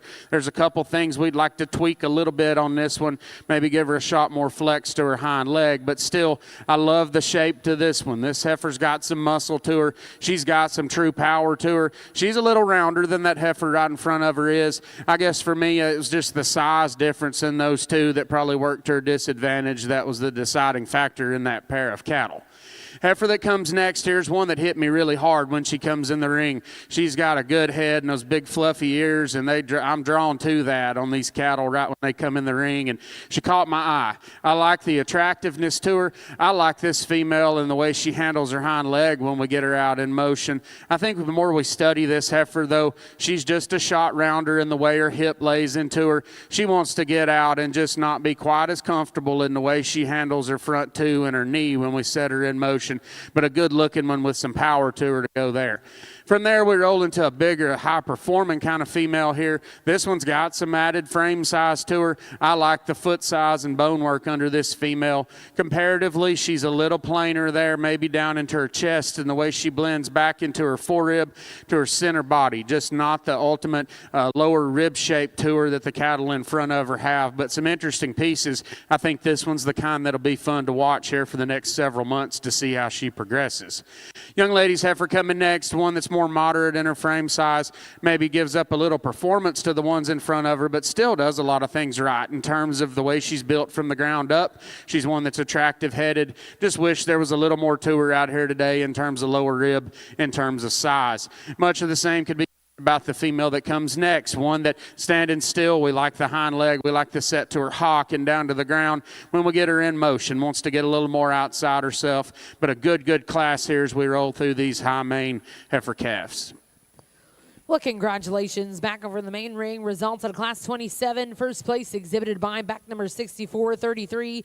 That's CRFT Lotto 502 NET, exhibited by J.C. Parrish of Liberty, Texas. Second place go to Colton Schaefer of Tuttle, Oklahoma. Third place was exhibited by Rhett Herman of Tryon, Oklahoma. Fourth place will go to Coy Holcomb of Winfield, Kansas. Fifth place in that class, exhibited by Marley Harris of Burleson, Texas. Sixth place went to Abby Wilkins of Lamar, Arkansas. Seventh place will go to Isabella Langford of Palestine, Texas. We're now going to welcome into the ring Class 28. These are March heifer calves. Back over in the Shorthorn ring, we'll get started with your Shorthorn Plus Bull Show. First class in the ring, this will be also your first division. These are late spring bull calves.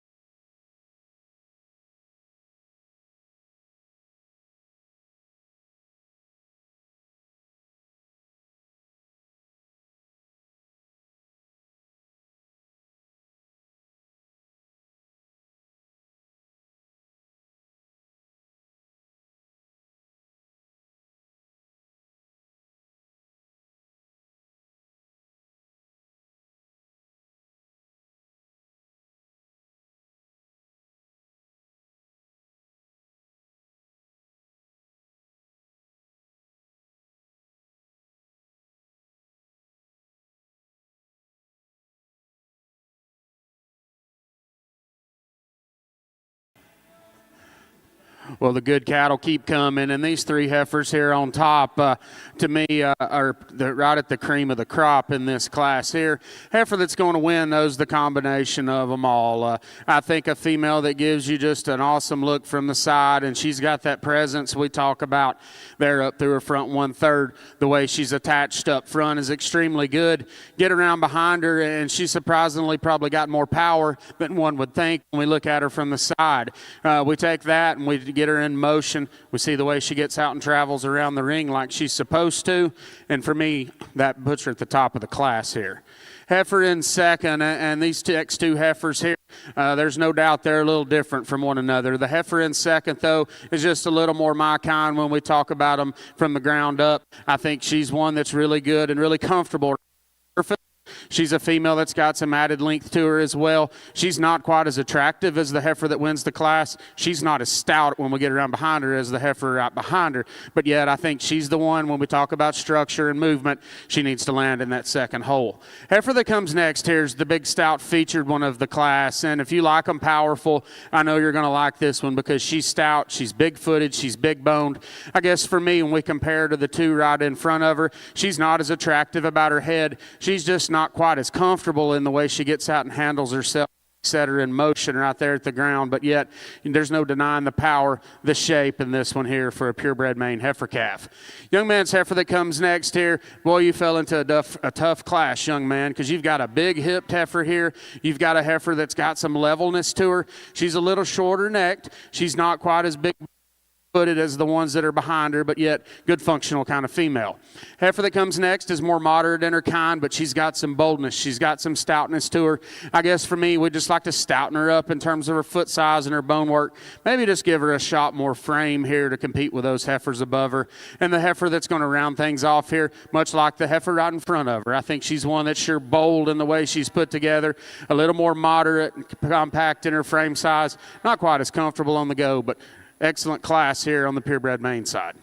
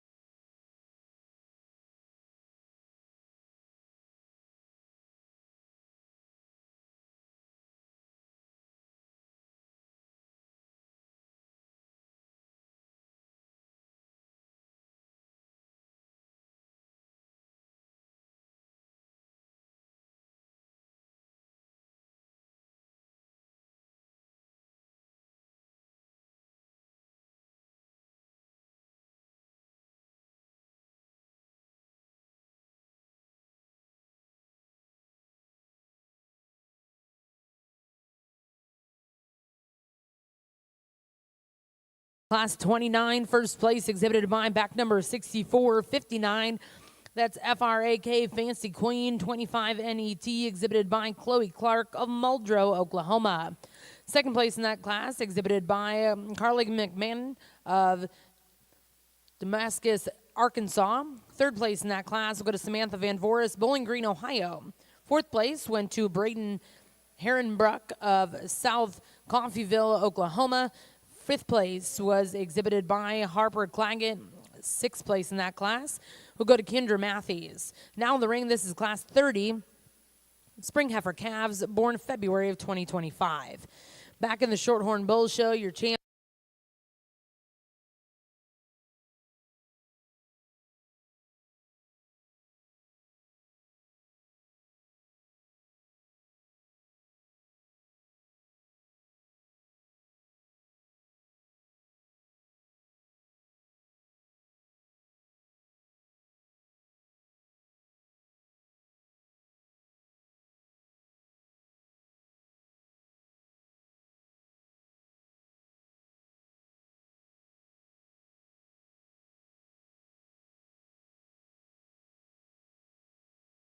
here in these heifer calves, but still good places to go here. And for me, the heifer that's going to win, simply just the most flexible when we get her out in motion. I think a female that takes a big long stride, sure dents as we study her there through the center portion of her body.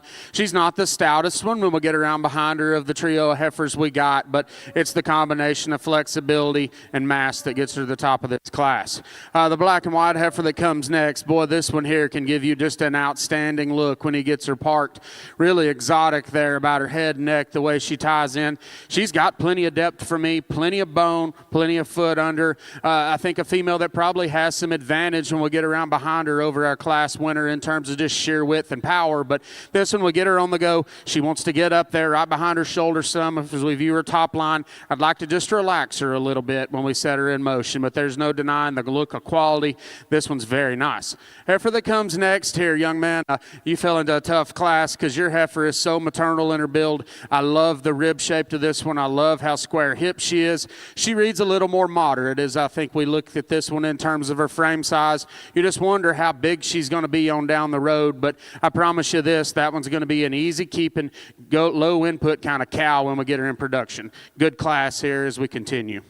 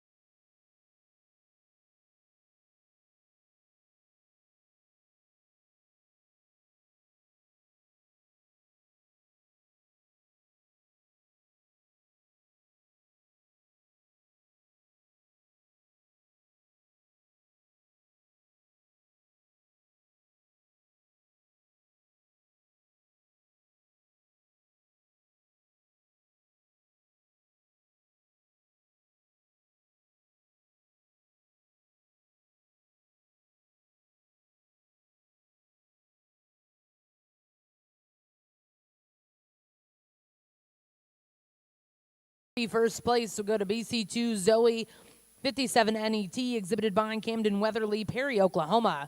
Second place in that class went to Kason Lee of Paris, Arkansas.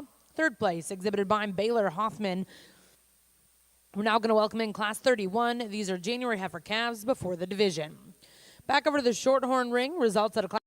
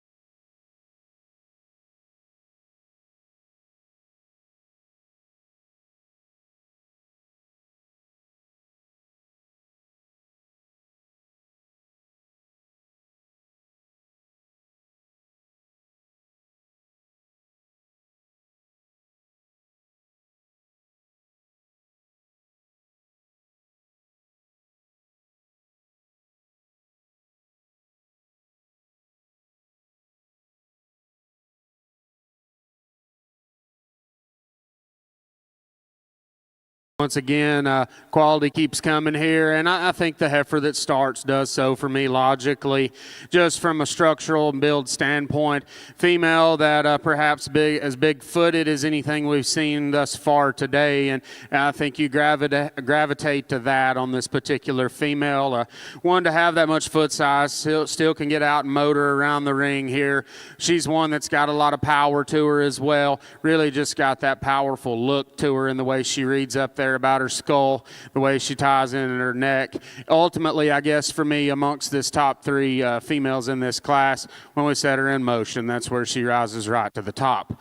Heifer that comes next, I think it's close here between the next two.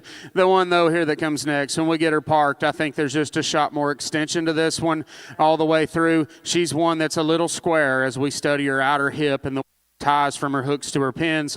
Set this one in motion. I'll be the first to tell you, I wish she got out and moved just a little freer there as we study the lower part of her shoulder down into her knee. But there's no denying the balance this one has when she gets her parked here. The underline, the rib. Nice female to go second. This young man that comes next, this heifer's maybe not cooperating the best for him today and just wanting to get a little tense on him, and I think that works to his disadvantage a little bit here in this particular class. We read this one from the ground up, and I think she's soft in the angles to her skeleton down low. She's got some power to her. I read her at times just a little tighter about her spine, just to scotch round her out her hip as we get right there behind her and look at her. But three really powerful kind of females to start this class off. Heifer that comes next, so elegant, so maternal, so feminine in her look. She's not as big boned as the ones in front of her, and I wish she was because it would make it a little more difficult on me. I like the smoothness, I like the angularity. We just need to power her up some in this particular class. A real long-bodied, extended one that comes next here, a female. I think we study the angles to her skeleton, her hock, and her knee when she gets her parked, and they read really good. She's a little shorter strided, though, when we set her in motion. I'd like to free her up some. I'd like to neaten that udder up just a notch here for one at this stage of the game as well, and just soften her up. Black heifer that comes next, another big-footed stout one. Little plainer about her head for me, little tighter down her spine, just not the overall softness all the way through. Black and white heifer that rounds things up here, big hip, stout and powerful, just too short-strided for me today. We got to free this one up some.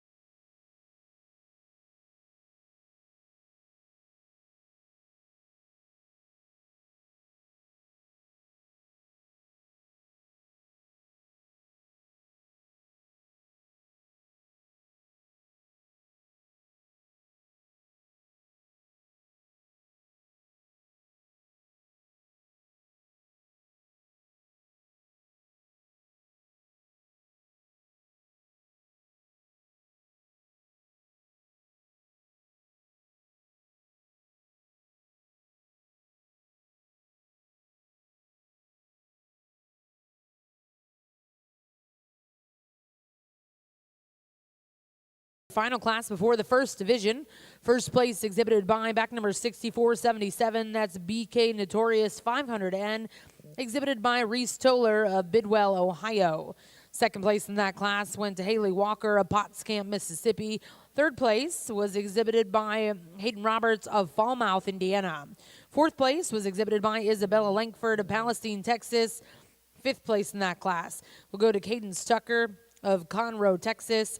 Sixth place, exhibited by Emma Braun. Seventh went to Kendra Matthews. Now in the ring, your first and seconds. Our judge will select his champion reserve junior heifer calves.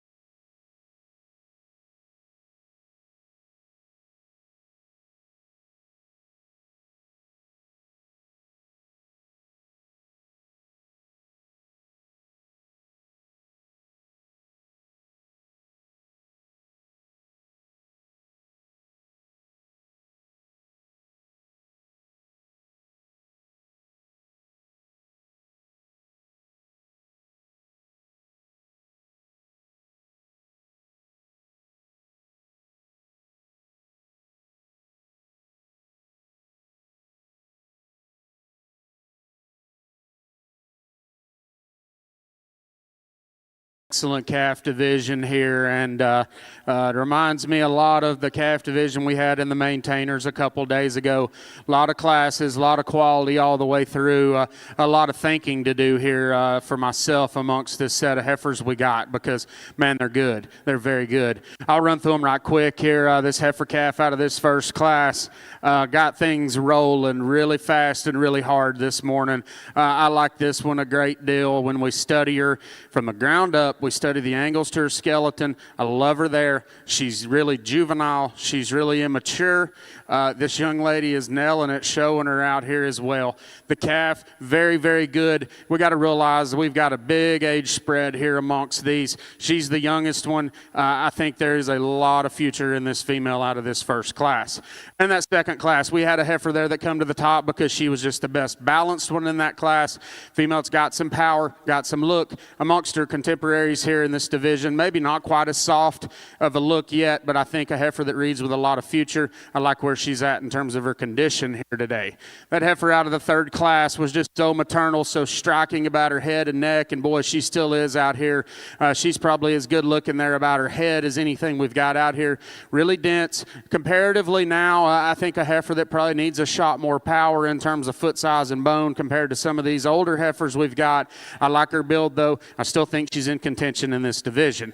Young lady's heifer out of the next one here. I love this one long term because she's built so good in terms of her structure. She's just one that maybe when we get back out here doesn't have that powerful look as some other get just a notch easier in her top, but I think part of that's why she reads so good when we set her in motion. I still like the future on this one as well. Very, very good female. From there, we get into an older one here. Tremendous amount of presence on this female here, and the look she gives you up front is undeniable. She's got power. She's good structured. She checks boxes. She's in contention as well. Heifer out of that next class, another one here that just gets out and takes a big, long stride for me. I think a female that's as dense bodied as anything out here. We break her down just a little, and I wish she just tied a little better there from her hook bone back into her hip, but yet there's no denying the look of this one out here in terms of mass and outline. We round things up. Last class here, probably as powerful of females we've got in the lineup here from the ground up, and I think this is one that you just think about her as a donor cow. She's sure going to generate because her pieces are big, they're unique. When we get her in motion, she checks the boxes in terms of structure for me. Maybe not quite as much look as some of these others, but we got to take into consideration she's the oldest one out here in this lineup as well. She's further along. I'm going to give them another look here and pick you a set of champions, but first, let's give them a round of applause up in the stands here. Awesome, awesome division.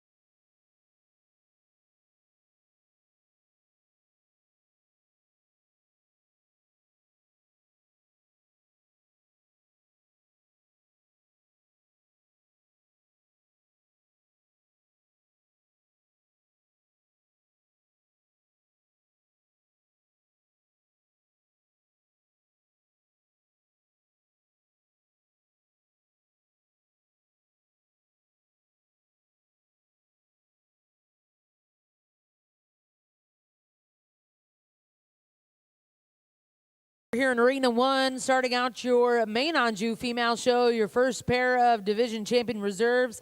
Your champion will come out of class 29. That was FRAK Fancy Queen 25 NET, exhibited by Chloe Clark, Muldrow, Oklahoma. Reserve champion will come out of the first class we saw, exhibited by Paisley Weatherly of Perry, Oklahoma. That's WLSS Miss Nova 225N. We'll get started with your next division. Going to welcome in Class 32. These are main Anjou winter heifer calves, born in November of 2024.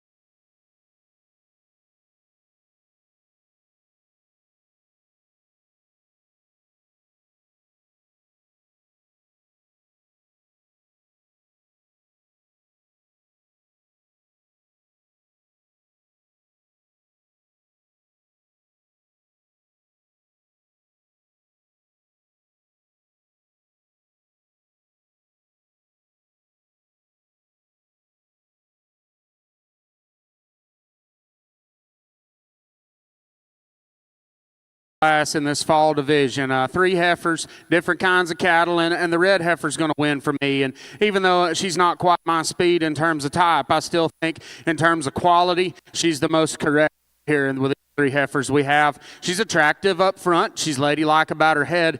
A lot of power in this female over top, outer hip. I think in terms of structure and movement, she's probably the most correct of the three heifers we have in this class. Heifer that comes next here, I surely appreciate just this one's rib type. She's so maternal. She's so blown apart in terms of her rib cage. I like that about her. She's long. She's extended. She's one for me that's maybe not sure as attractive there about her head. When we get her in motion, even though she reads with some set to her angles, she's just a little more timid in the way she wants to plant all four of them when we set her in motion. I'd like to free her up there. We round things off with a female that another one, very feminine, very correct in terms of the angles of her skeleton. Just wish we just soften this one up just a notch there today. See her just a notch square out her hip and out her tail head there as well.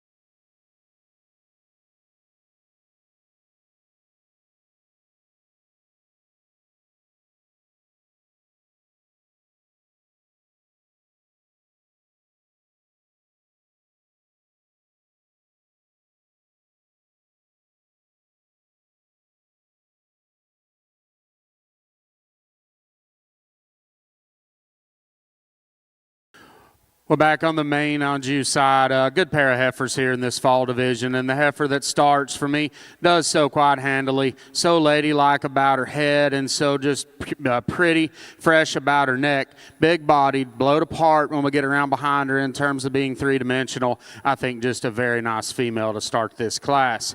Heifer that goes second is one that I like this one's hind leg and how soft she uses her hock, her pasterns. For me, she's just not quite as deep there when we study her all the way through from her forerib back into her flank in terms of softness. Ultimately, just need to soften this one up some. Good class, though.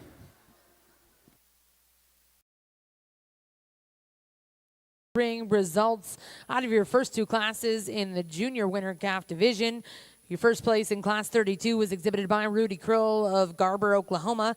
Second place exhibited by Katie Bolton of Purcell, Oklahoma. Third place was exhibited by Cash Miller of Amarillo, Texas. We then brought in class 33. First place exhibited by Andrew Meyer of Clinton, Tennessee. Second place went to Carly Shenfield of Lakeland, Florida. Now in the ring, class 34. These are junior main Anjou fall heifer calves born September of 2024.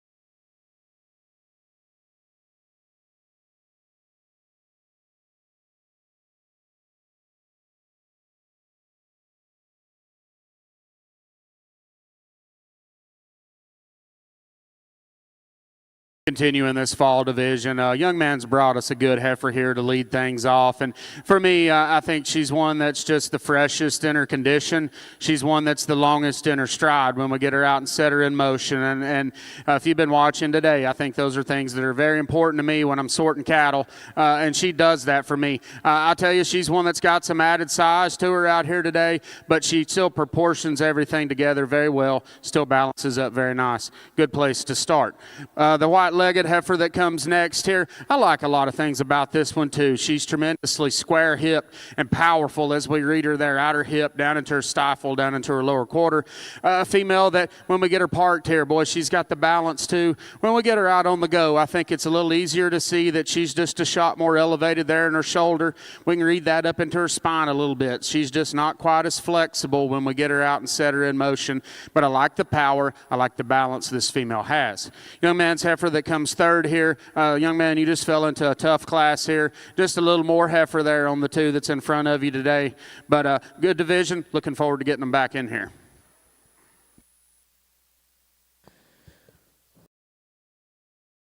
Four over here in the main Anjou ring.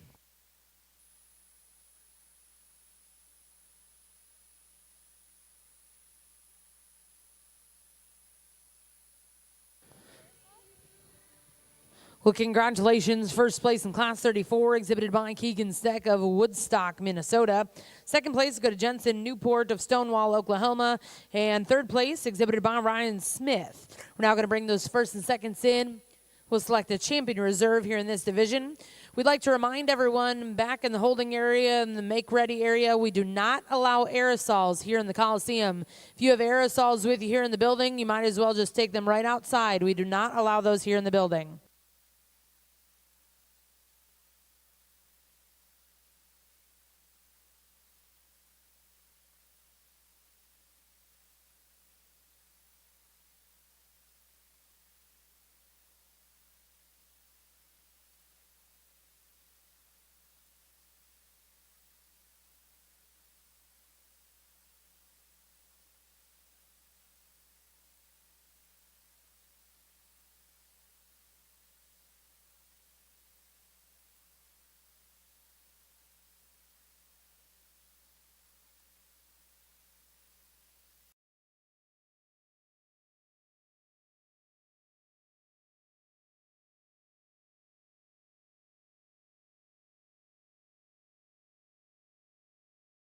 Winners in this division here, all three good females, and the red one here out of that first class. Amongst these three, she's certainly the most bold in terms of power and sheer muscle. A female that still gives you some balance on the profile.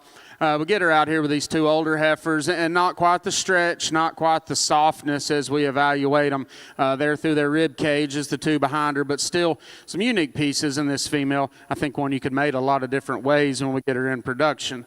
That heifer out of that second class, one that you surely have to appreciate here, just so neat and maternal and pretty about her head.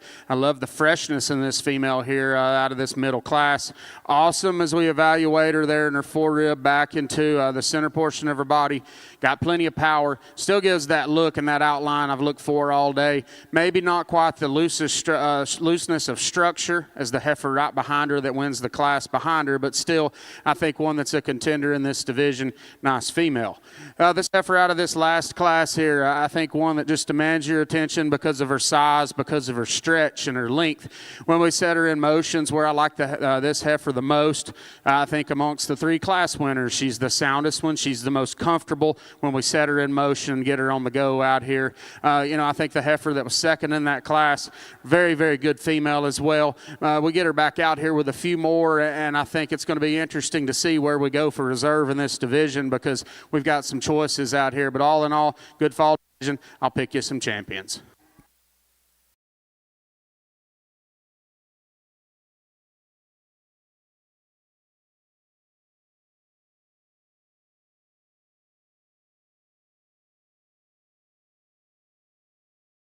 All heifer calf over here in the main ring, coming out of class 34, exhibited by Keegan Steck, Woodstock, Minnesota. That's SNZSC WPL Tate McRae 4232M.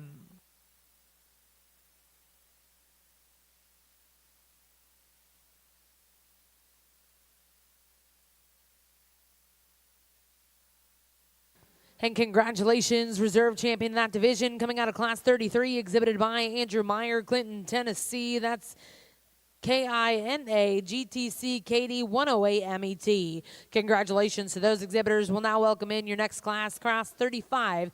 These are summer yearling females born August of 2024.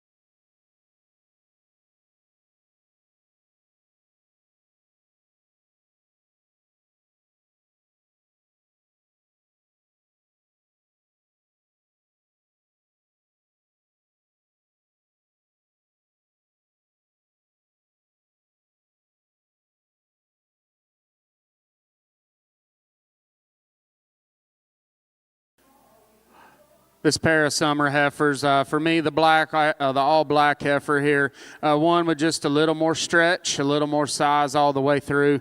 I think when we get her out on the go, she maintains her balance just a notch better than this black and white heifer that's going to go second. Heifer here in second, big hipped, a lot of width, a lot of power to this one. For me, I just like to freshen her up just a notch there as we study her over the top side of her neck down into her chest. I think just stretch this one out a notch all the way around to get over that all black heifer in first. Over here in the main Anjou ring, results out of class 35. First place go to back number 6495. That's CARL Misty 62N, exhibited by Clayton Haynes of Ada, Oklahoma. Second place in that class will go to Anna Anglin of Decatur, Texas.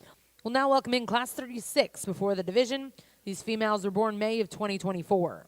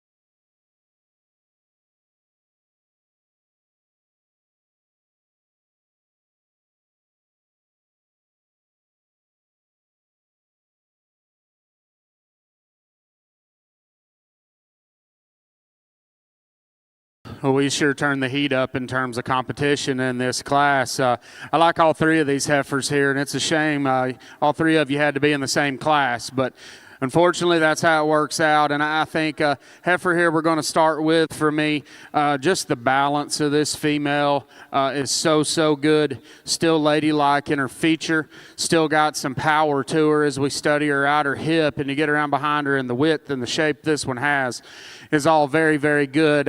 Where she gets around the two heifers behind her, there's just a little more of her out here today. A female with a lot of dimension, very good on the move. I think checks a lot of boxes. Great place to start this class. This heifer in second, when he gets her parked and rolls her head up like that, I think anybody could notice this one because the look she has, the presence, the refinement about her head and neck is very unique. I like the freshness of condition this one's in. I love the shape she has as we study her through the center portion of her body. This one's got a big stout hip in her as well. On the standstill, like I said, very impressive. When we set her in motion, maybe just a little more restricted in the way she handles her lower shoulder there down into her knee, but yet I think a lot of quality in that female, does a lot of things right. Young man coming next here, I love your heifer as well because she's so good in terms of the fundamentals of structure. She's laid back in the angles to her skeleton, extremely long strided on the go. You fell into a tough class, and those two heifers there in front of you had just a shot more look, just a shot more power and dimension today, but wow, what a class here of purebred Maine Anjou females.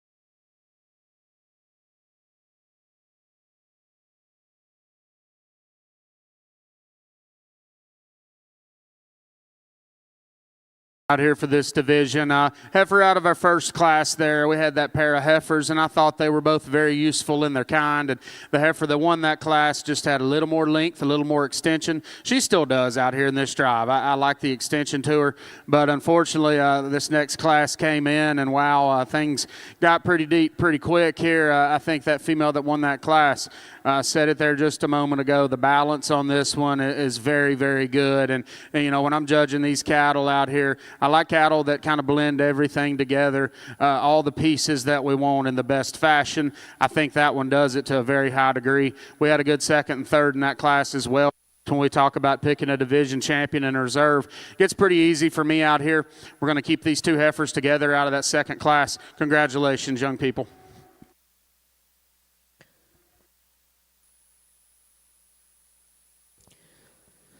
Well, congratulations over here in the Main Anjou ring. Your champion summer yearling female exhibited by Samantha Van Voorhis, Bowling Green, Ohio. That's TJSC So Sweet, 139 MET. Reserve champion will come out of the same class, exhibited by Reese Toller of Bidwell, Ohio. That's TJSC Phyllis, 433 MET. We're now going to look to see the final division here in your junior Main Anjou female show, welcoming class 37. These are spring yearling heifers born April of 2024. Back over in the Shorthorn ring, results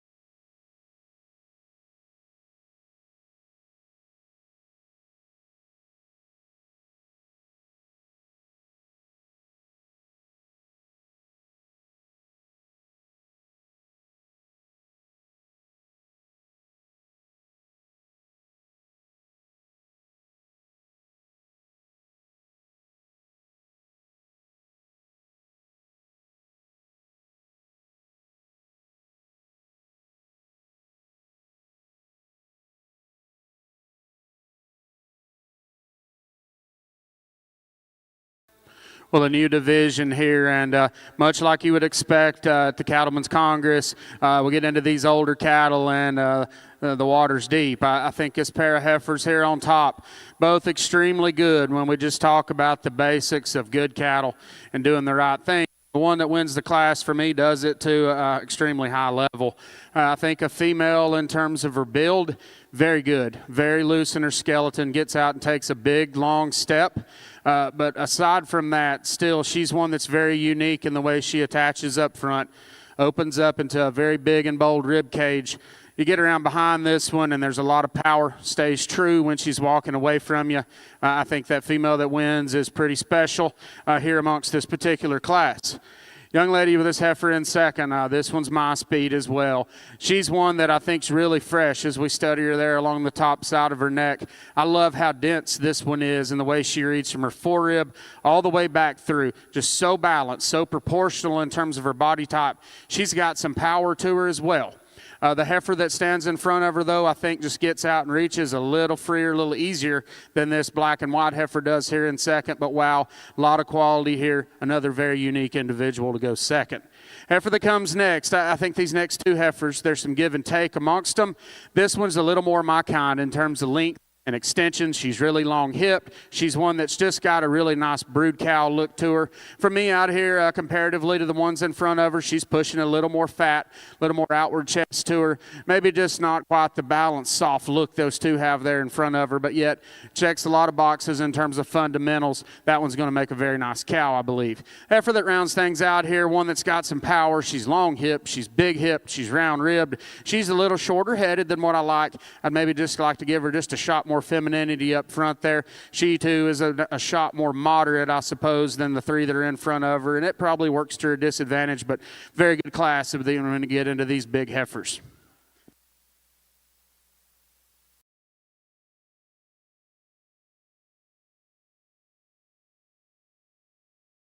Over here in the main Anjou ring, results out of class 37. First place, go to back number 6506. That's BC2 SCM ESTN Maya 21 MET, exhibited by Kelton Arthur, Stillwater, Oklahoma. Second place in that class will go to Hadley Dunklau of Wayne, Nebraska. Third place went to Grant Rumpel of Decatur, Indiana. In fourth place will go to Grace Shute of Greenberg, Indiana. We're now going to welcome in class 38.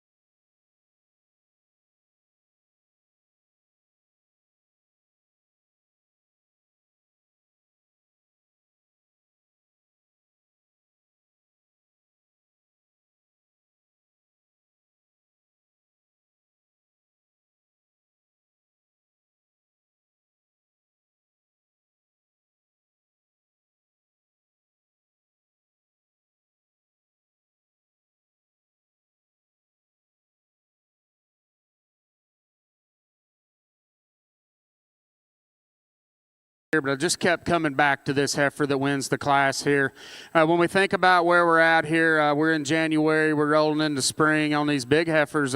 This one here, you look under there and she's starting to develop some udder. She really looks like she's heavy bred, and with that heaviness there of just body and dimension, I think when we get her out on the go, she's one that's still plenty flexible in this particular class, just really maternal in her look. No, she's not the most chiseled there about her jaw and her front end, but she's still smooth everywhere. All the pieces still fit together in a really nice fashion. Heifer in second is the outlier in this class. Be the first to tell you I wish she had just a shot more foot and bone under her in relation to the rest of the class, but she's so elegant. She's so maternal in her look. I think a female, when we get her out on the go, she holds it together. She too starting to shake down some udder development underneath there, and I like that about that female. No, she's not the most powerful, but boy, she sure balances up in a really pretty package. This heifer that comes next here, so long-bodied, so extended all the way through. She's long-necked, she's long-spined, she's got a big, powerful hip to her. One for me, I guess, just not the attractiveness of the two right in front of her there when we study her there through her front 1/3. She's one that maybe just gets a little choppier at times when we get her on the move, but yet big-footed, big-boned, loose in terms of the way she's put together. We got a pair of heifers that round things up that are a little more dense in terms of their muscle pattern, in terms of the way they're put together. That heifer in fourth, she's big-footed, she's stout-featured. She's a little shorter up front for me, just doesn't hold her composure together and get out and move with quite as much freedom as what I'd like to see.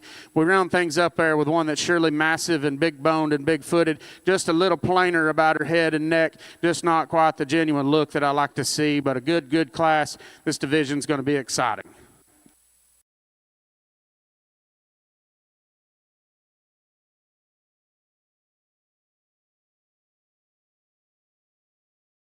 First place will go to back number 6517. That's NFLL 890M Marissa, exhibited by Raylan Unwin of Wynwood, Oklahoma. Second place in that class will go to Brenna Herndon of Sapulpa, Oklahoma. Third place in that class goes to Emma Yoakum. Fourth place exhibited by Abby Tack, and fifth place will go to Zoe Cottrell. Now in the ring is your final class here in our Junior Main Anjou show.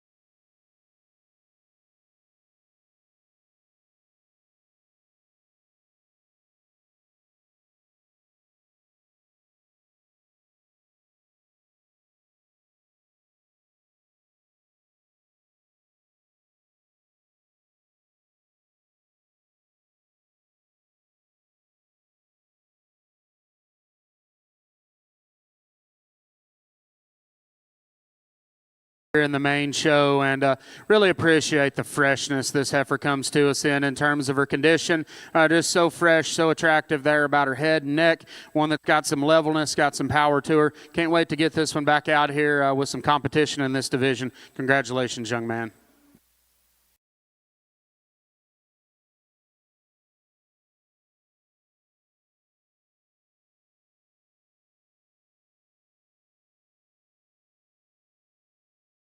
Anjou ring results out of class 39 before the division.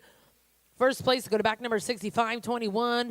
That was KINA GTC TSSC Monica 4501 MET, exhibited by Braylon Schaefer.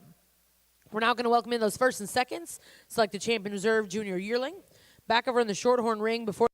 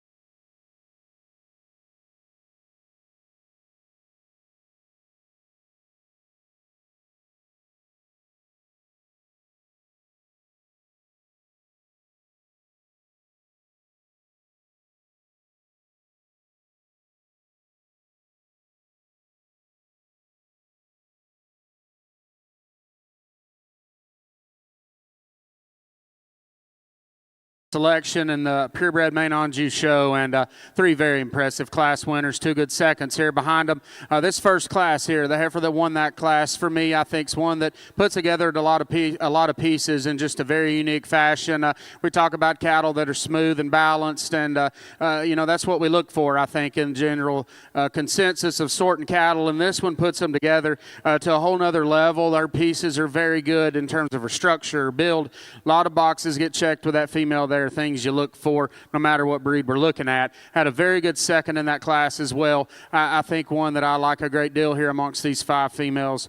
That second class, man, one that just screams donor cow to me. She's so massive in terms of her depth, in terms of her rib. She's not as attractive through her front 1/3 as the heifers on either side of her in terms of her thickness of neck there, but I think in terms of functionality, a female that's very good structured. She's big and bold-bodied. This one's going to be a fun cow one day for you, young lady. This heifer out of our last class was a single entry. We get her back out here with some competition. She's perhaps the freshest in terms of her condition of the 3 class winners. I like that about her. I like the maternal look, the femininity this one has. Maybe gives up just a shot of power and just boldness to the 2 right in front of her. But all in all, good division. I'll pick you a set of champions here, folks.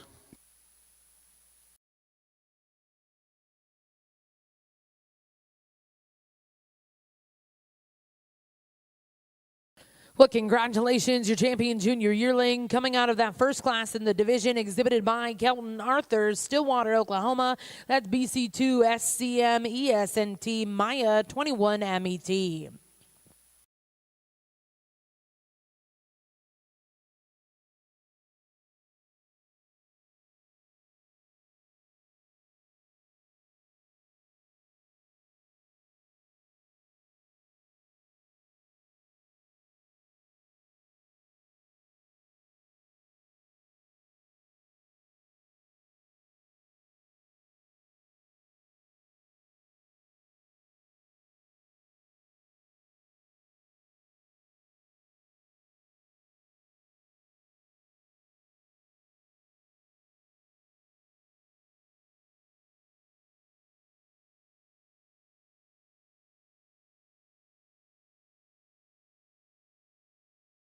Ring results out of your final division. The reserve champion will come out of class 38, exhibited by Raylan Unwin of Wynwood, Oklahoma. That's NFLL 890M Marissa.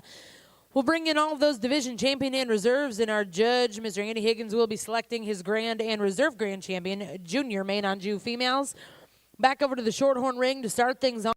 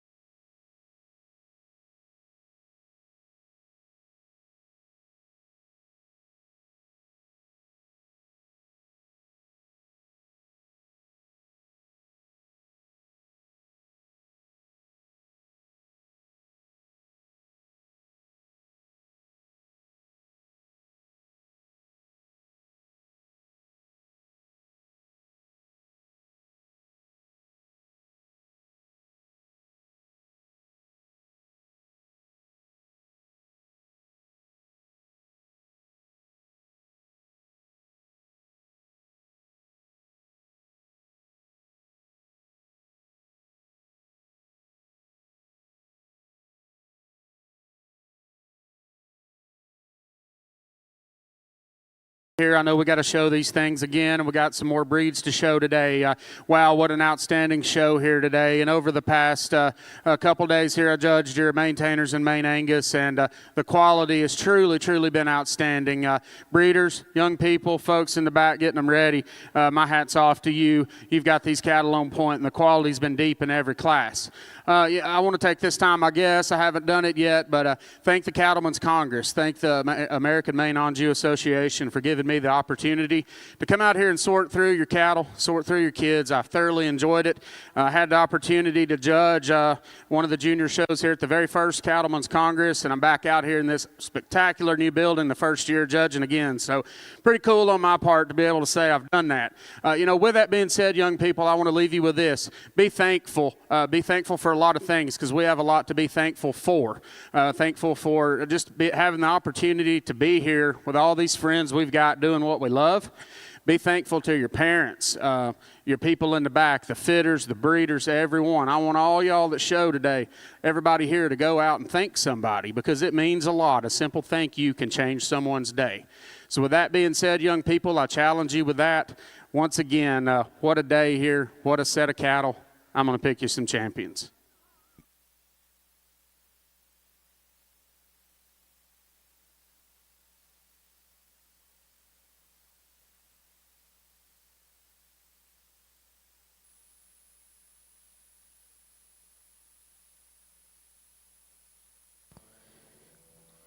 Well, congratulations, Grand Champion Junior Main Anjou heifer here at the Cattleman's Congress. Coming out of our final division, Mr. Kellen Arthur, Stillwater, Oklahoma, with BC2 SCM ESNT Maya 21 MET.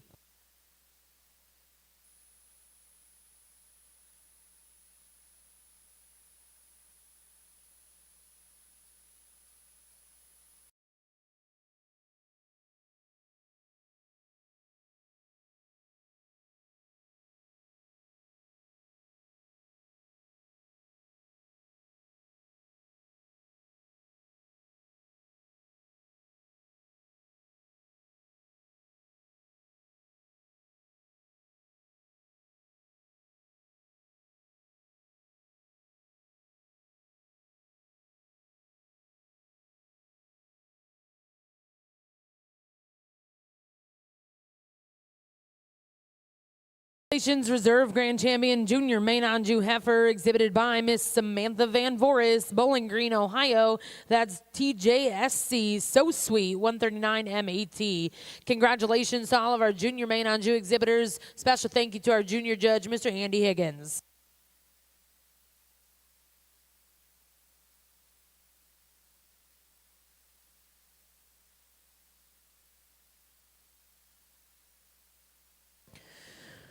Well, for those of you joining us here in the OG&E Coliseum, don't go too far here in Arena 1. We'll get started with your open Main Anjou female show in just a couple minutes, again in Arena 1.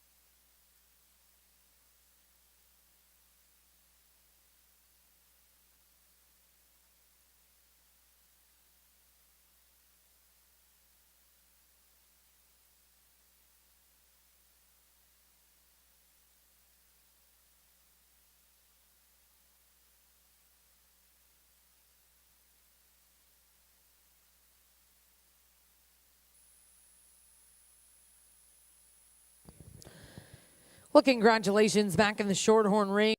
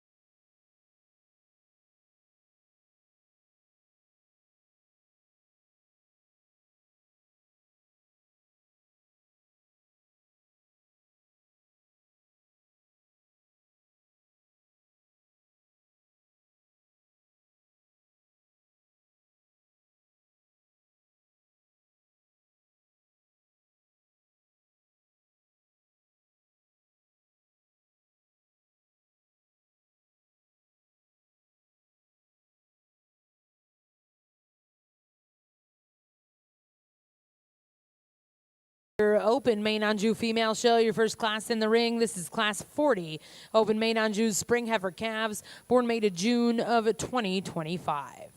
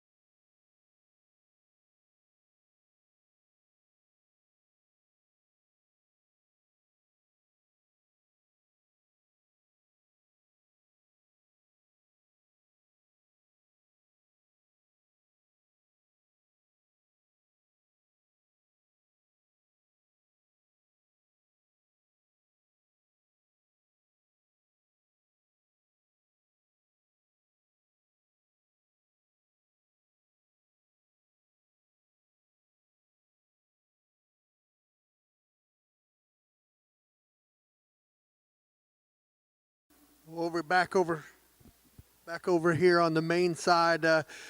We get started on this open show. Boy, what a great class of young heifer calves we have to start off with. There's a lot of differences in this big class.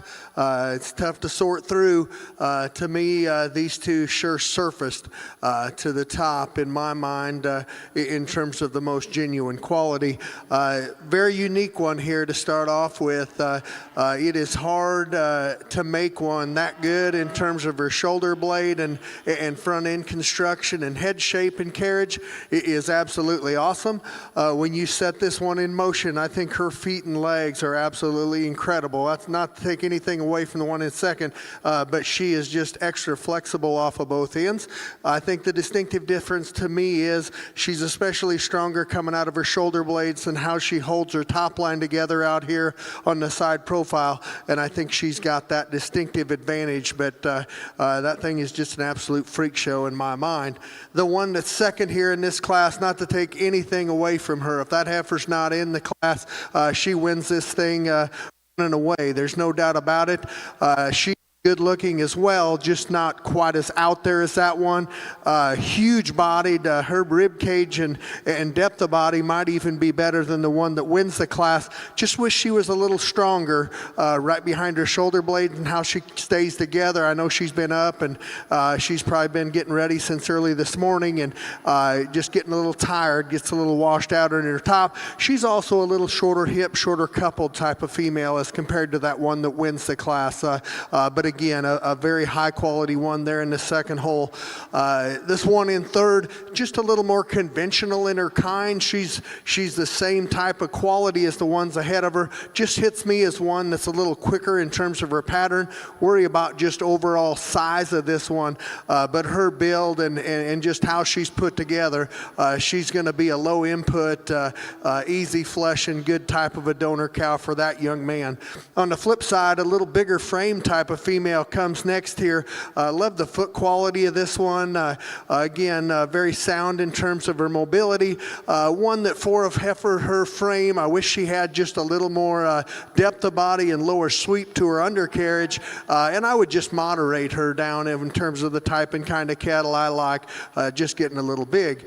One that is a little bit more my speed in terms of frame size is the black tag heifer that comes next. She's heavy muscled. She is stout in her build. There's no doubt about it. Just gets a little shallower in terms of her center body. We just like to see that one with a whole much more depth. But boy, structure and muscle, very, very good in that one. The biggest framed heifer in class that comes next in terms of performance and length of hip and levelness and length of body, absolutely outstanding. Big, huge feet underneath this female. Love that about her. And I could live with the size of female. She's a little bigger than what I would normally like, but she's just a little plainer in terms of her front 1/3. And much like the heifer a couple ahead of her, for one that big, I'd like to see a little bit more depth of body. Really a good-looking one. The young gal does an awesome job of showing this female, gives you a great look from the side. She's very balanced, very proportional in terms of how she is put together. Just a little moderate and just a little lower performing, just not as much quite cow there as the ones right ahead of her. Black Baldy heifer, she's the one on paper that reads calving ease, and looking at her, you can sure see why. She's just not as quite as wide pinned and just wide built, but boy, that thing is huge bodied, really good in terms of her structural build. Just need to see a little bit more of her in that Baldy female. And then the black heifer that comes next, really long ribbed and long hip type of a female, just gets a little bit more rigid in terms of her hock and pastern. And we round out the class with the young man with the great haircut this heifer's got a big broad back in her, lots of muscle in this one, just a little more moderate in terms of her kind and just not quite as ready in terms of her condition today.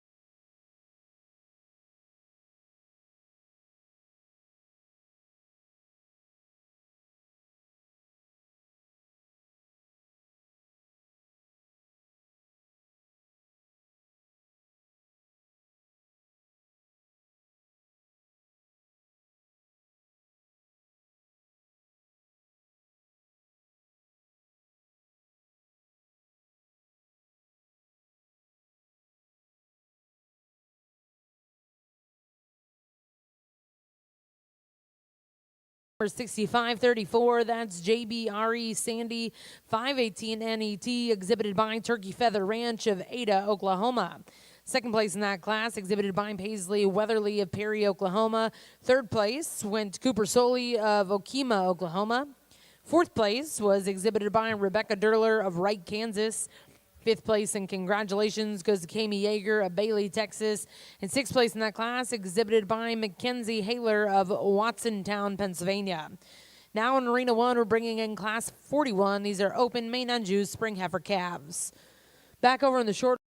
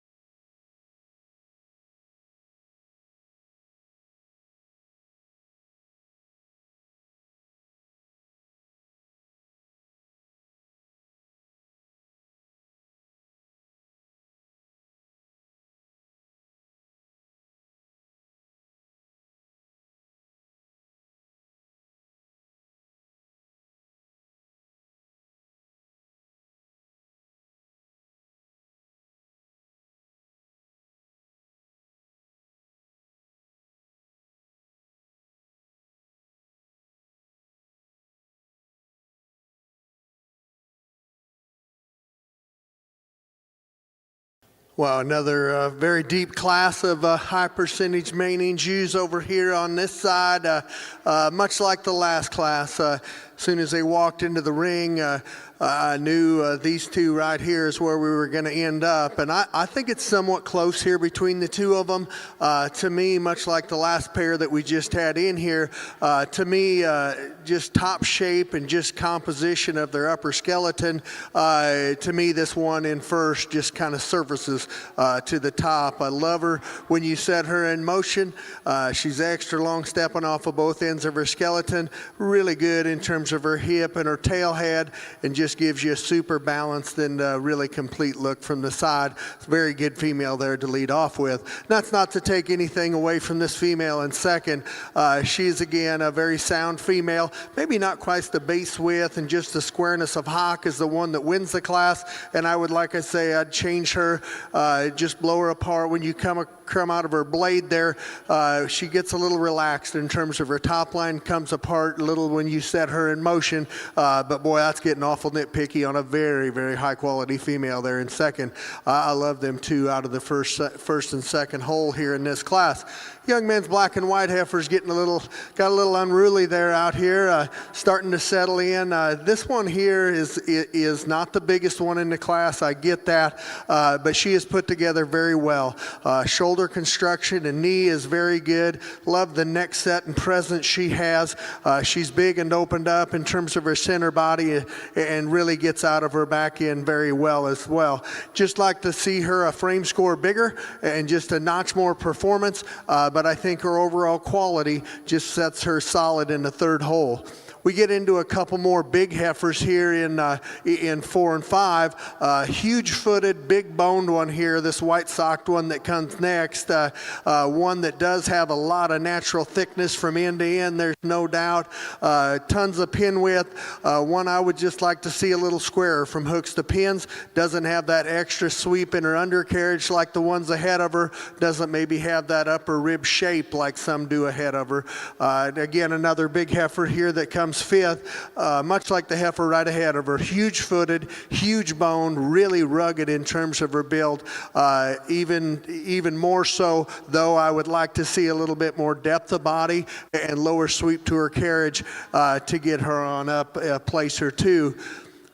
A little more moderate framed one here that comes next. One that just gets a little shorter from hooks to pins, a little shallower in terms of her midsection.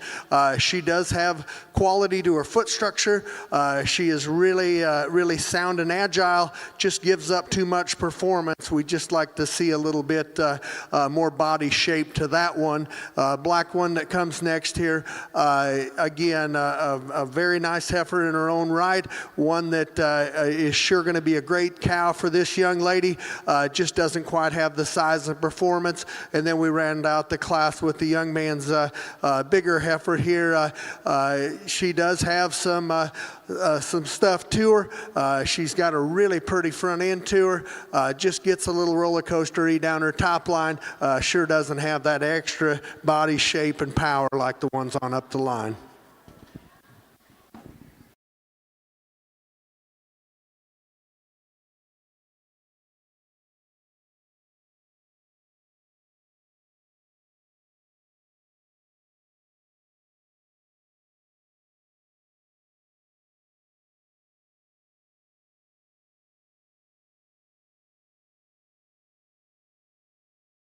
Class 41 over here in the main on Jew ring. First place exhibited by Brandon Colopy of Shawnee, Texas.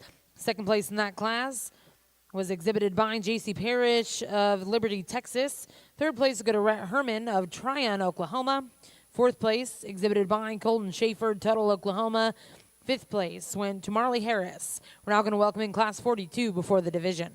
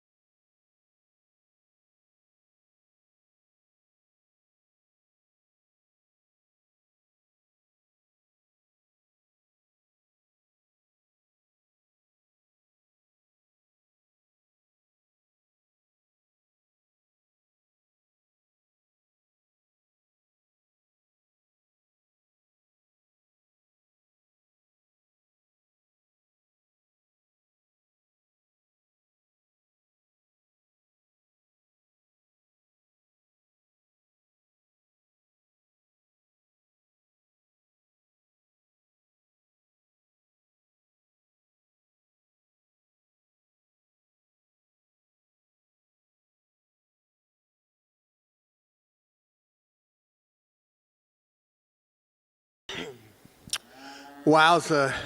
If you are a Maine Jew enthusiast and have followed this breed of cattle and wonder why it is hot, this 5 set of heifer calves here really should explain some stuff to you. This is 5 tremendous females that I'm sure will go on and be supreme at shows in the future this winter on through the rest of their show careers. I don't care how you line them up. I think all 5 of them are quality. To me, the one that hit me the hardest when they walked into the ring is the young man with the impeccable beard there on him with the black hat on. The donor cow look of this one is absolutely outstanding. To have that much rib shape and body, that much natural muscularity, and still have the balance and look that she does, really gets out and moves very, very well. I just think she screams brood cow donor prospect and just looks like something that to me years from now could have a major effect on the breed. Great show heifer, no doubt about it. The young lady in second here outshows the young man in first all day long. I mean, she shows the tires off this thing, and she is very good in her own right. Impeccably presented, really long and level and square in terms of her hip, extra sound in terms of how she moves around the ring. Just maybe not as much total to this one from end to end. I just don't know if she's got that extra mass, extra body shape like the class winner, but that is a very, very good female in her own right. To me, the heifers in third and fourth are very close. I think there's a little bit more upper skeleton and back shape and power in the one in the third hole. Really opened up in terms of her center body cavity. Still gives you a nice look from the side. Would like to maybe ease her back in terms of her front knee and just see a little bit more set to her shoulder blade and front knee. But boy, that is a powerful female. Really big feet underneath of her. Just like to maybe rock her back in terms of her front end construction. Really awesome silhouette in this one in fourth. Just gives you a killer look from the side. I thought for sure she might roll into that second hole or have a shot into the second hole. When you get all these 5 heifers right up here in the front end of this class and you get right in behind her and up on top of her, just didn't know if there was a quite enough female there. Just sure not as big backed and stout as the heifers on either end of her, but very flexible, very good looking, very well presented heifer in her own right. A heifer that's standing still here just has big pieces. She's going to do some things as well as the rest of these are in terms of what she can do and what she can breed on. She's powerful. I love her smooth glass shape that she has down her top, big and bold out of the top side of her blade there. Just explosive in terms of her upper skeleton. Where this one I would change ever so slightly. I'd just like to see her just get out and stretch and reach off of both ends of her skeleton just a little bit more. But again, that is 5 tremendous females. I'd be proud as heck to own any 5 of them. They are absolutely awesome. Long hip, dead level hipped one here in the blue tagged one that comes 6th. Long ribbed, long bodied. Just gets a little plainer in terms of her front 1/3, a little flatter in terms of her shoulder, or in terms of her rib cage. Just gets a little flatter and plainer in terms of her design. Young lady's heifer that comes next, a little more juvenile in terms of her maturity pattern out here. Tried to get her worked up in there a little higher. Again, there's just not as much total female in this one, but she is one that has all the parts and pieces. Some maturity could change that when everything evens out. Big baldy heifer that comes next. Hey, this thing's great haired. She's presented to the 9s. Incredible. My hat's off to the guys that clipped and fit this one. She's awesome. Just like to see her bend her hock and utilize her hock a little better as compared to some on up the line. Young lady does an awesome job of showing this black heifer here. She's big footed. We like that about her. Just comes a little dainty to us today in terms of her size. Just like to see her a whole bunch stouter, but a very good basic type of a female. And then the 2 heifers that round out the class, they're the 2 moderate framed ones. Maturity, like we talked maturity pattern earlier, they're the 2 that are kind of the later maturing heifers in the class. Hey, days on feed and time are going to help these 2 a whole bunch. Great class of Maine females in top 5s now. That's something else.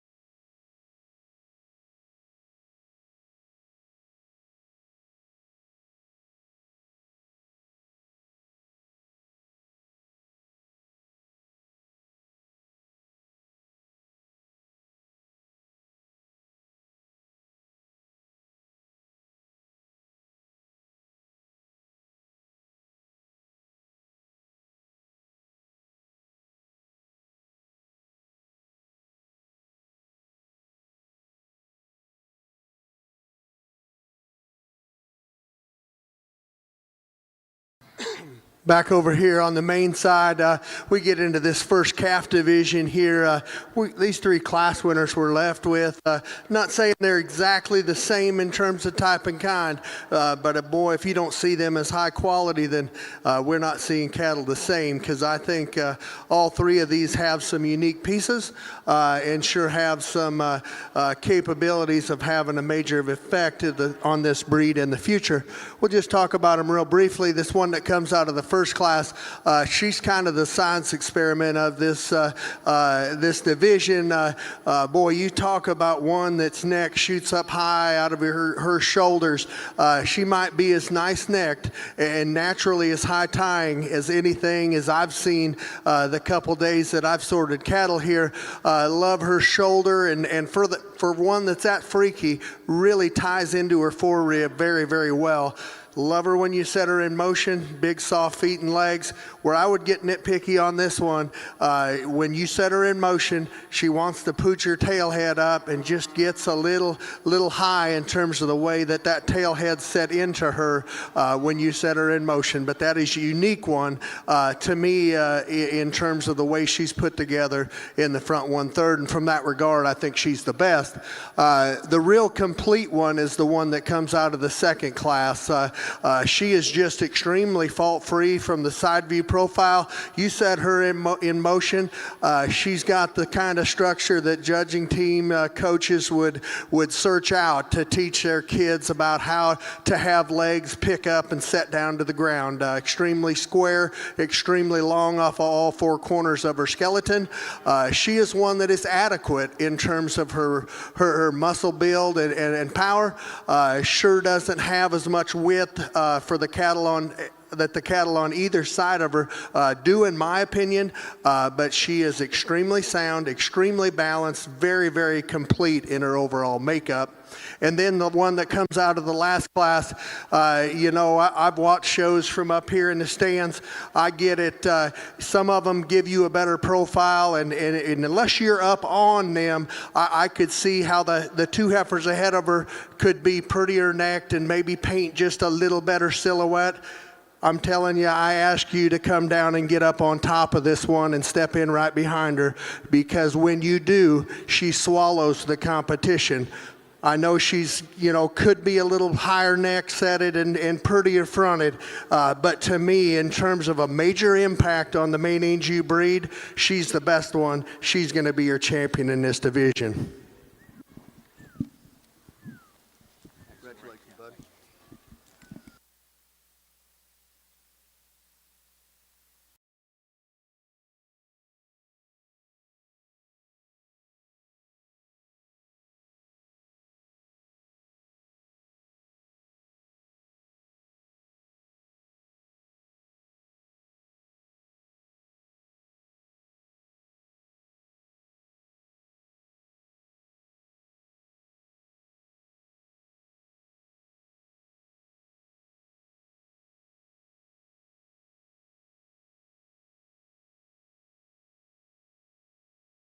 I think after that, it gets a whole lot closer in my mind. To me, that one was just very unique in terms of her build to making a future donor.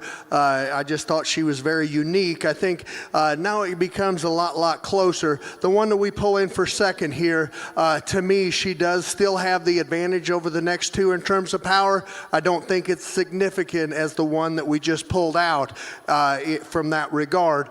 In terms of her structural build, I think it's adequate, maybe not quite as sound as that one right ahead of her. I think this is very, very close between these two, and we're going to switch a little bit of type and kind and gears, and I get it all, but there's a little more body, there's a little bit more structural build, and I like the extra look that the one in the second class gives me. She's going to be reserved.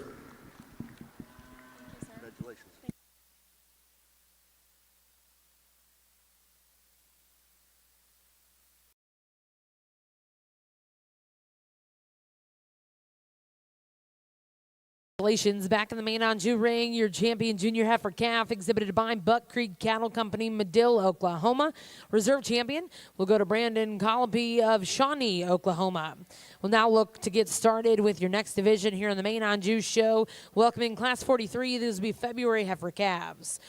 Back over in the Shorthorn ring, results out of Class 15. First place exhibited by Maverick Crawford, Ash Flat, Arkansas. Second place exhibited by Marley Harris. Third place went to Chase Thrapp. Fourth place will go to Rising Sun Ranch and of Dover, Oklahoma. And fifth place in that class exhibited by Jessica Hobaugh.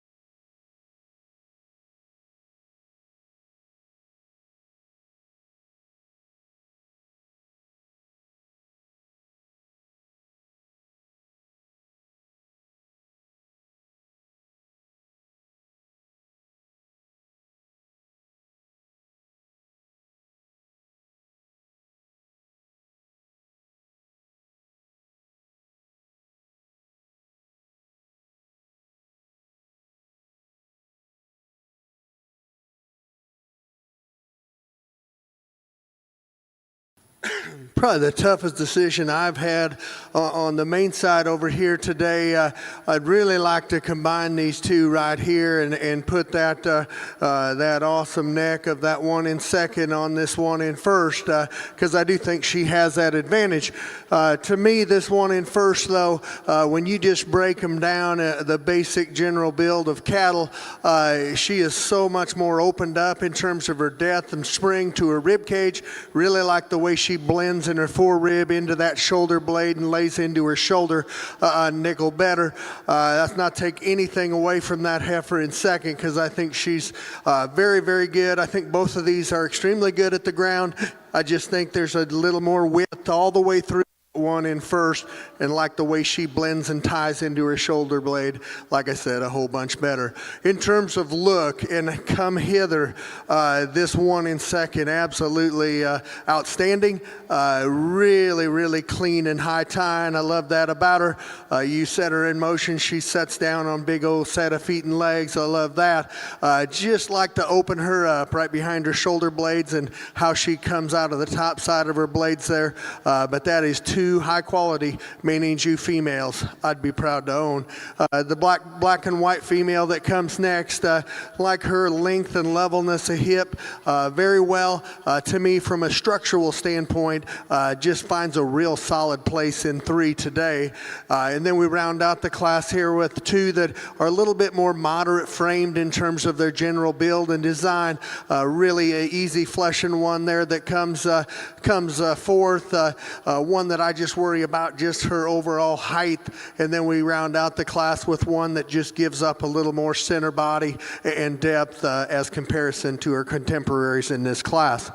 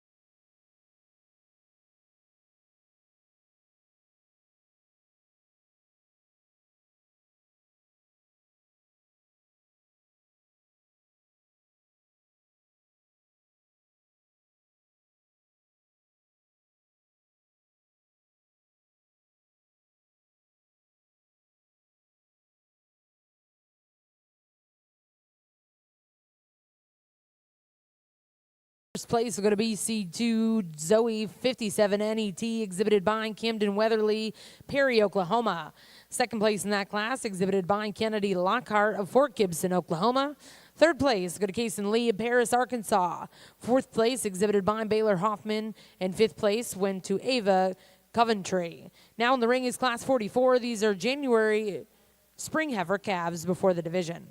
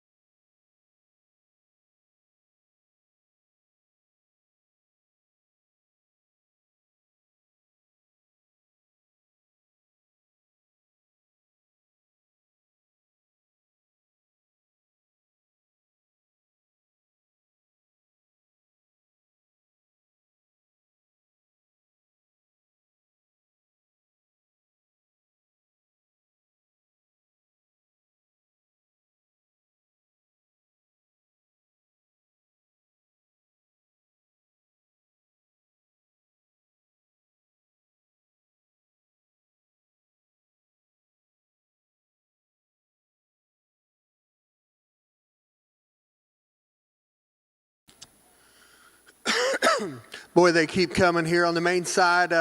Again, we get into these older heifer calves here. And like that, we talked in that last division about one that could sure have an impact on the breed.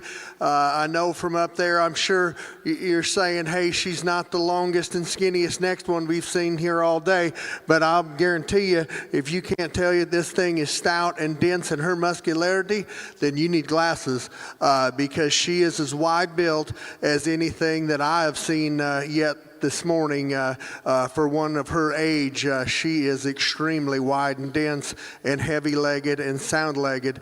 It is very, very good. Yeah, sure, we're going to get nitpicky on her. You could make her nicer neck, there's no doubt about it. But in terms of a genetic impact and generating power, I think that one's got a lot of it. Not going to take anything away from this white-socked one because in terms of silhouette, when this young man gets her up, her neck is higher tying. She's cleaner fronted and chested.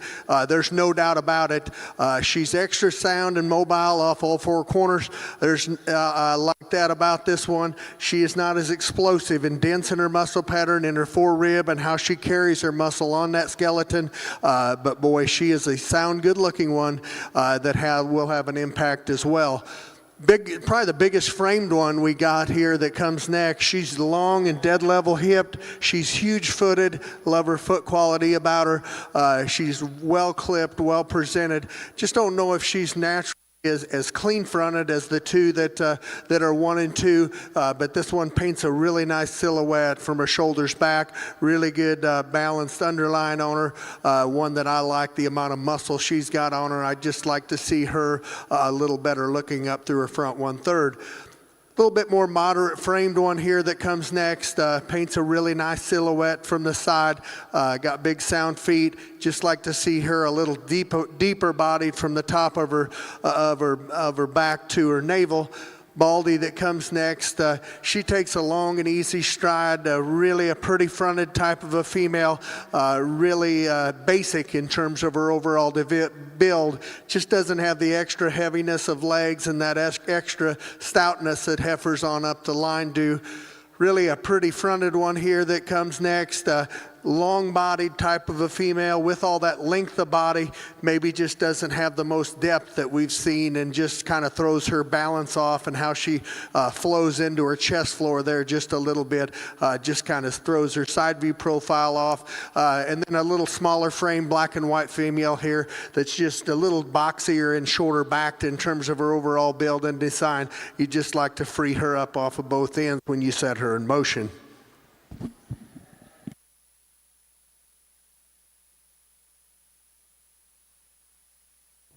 Well, congratulations over here in the main Anjou ring. Your final class here in your senior heifer calf division, class 44. First place goes to back number 6587. That's BK Notorious 500N, exhibited by Reese Stoller of Bidwell, Ohio. Second place in that class, exhibited by Hayden Roberts of Falmouth, Indiana. Third place was exhibited by Haley Walker of Pottscamp, Mississippi. Fourth place, exhibited by Emma Braun of Allison, Iowa. Fifth place will go to Isabella Langford, and sixth place exhibited by Cadence Tucker. We're now going to welcome in your first and seconds. We'll select a champion reserve senior heifer calves.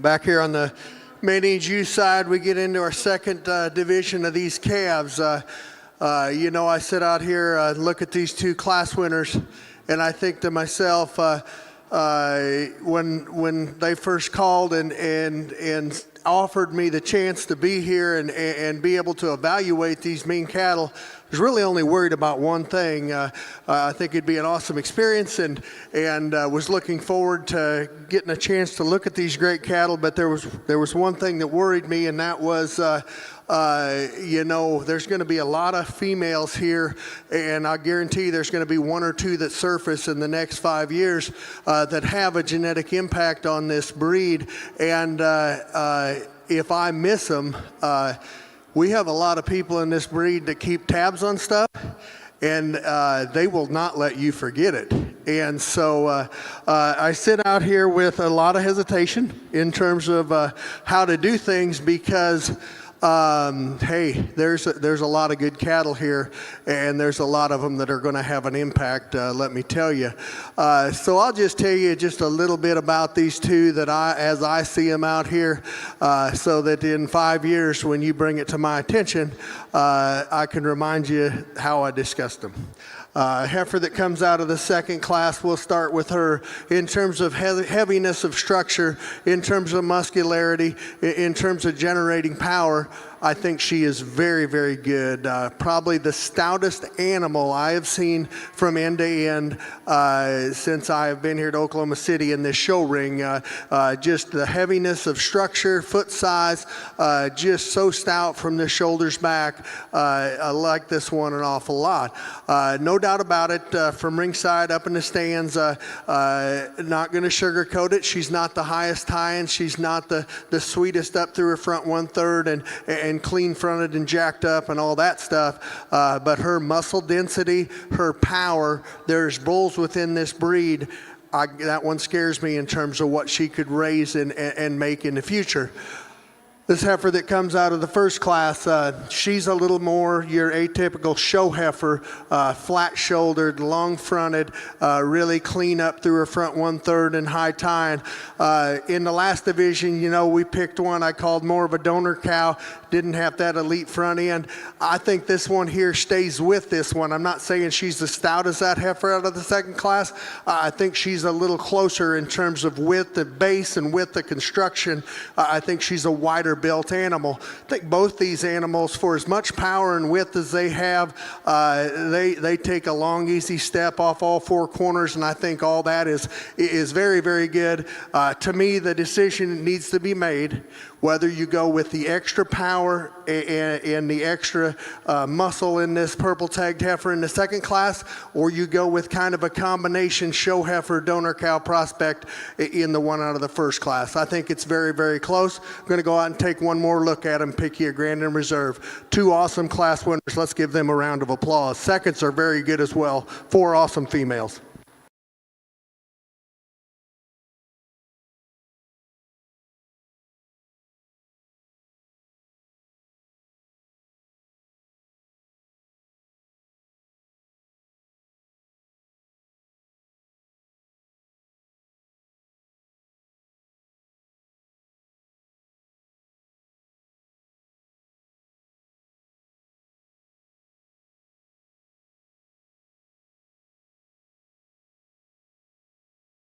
Your champion senior heifer calf coming out of class 43. That's BC2 Zoe 57 NET, exhibited by Camden Weatherly of Perry, Oklahoma.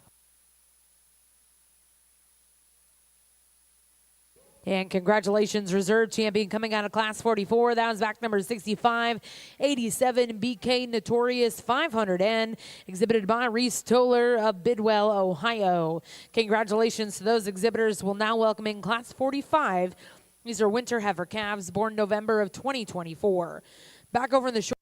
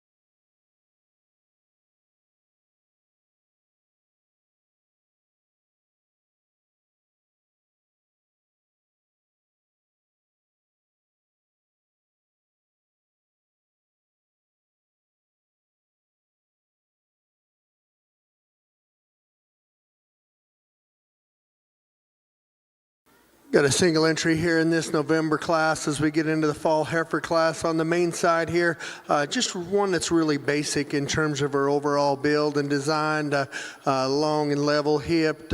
One that from the side, when the young man gets her propped up there, she'll paint a pretty silhouette.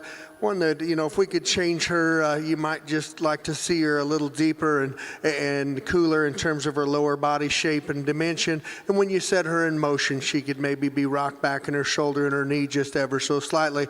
We'll look for her back out here in the grand drive here in just a minute.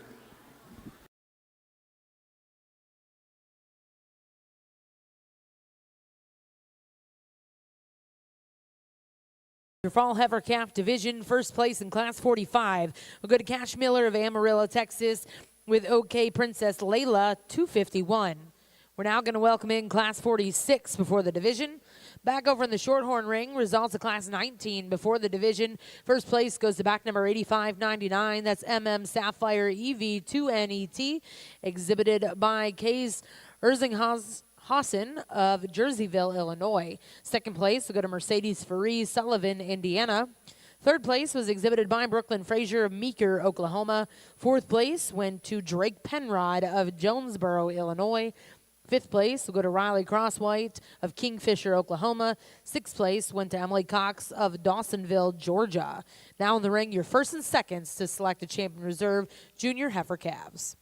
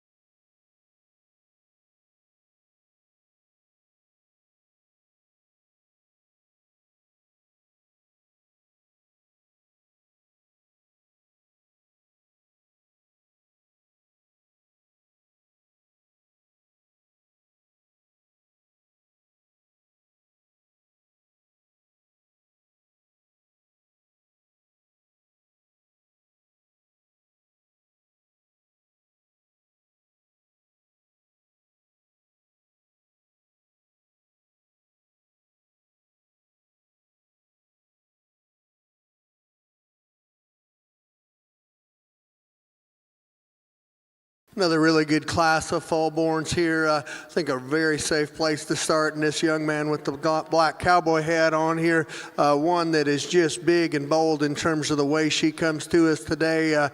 Tremendous skeleton in this female.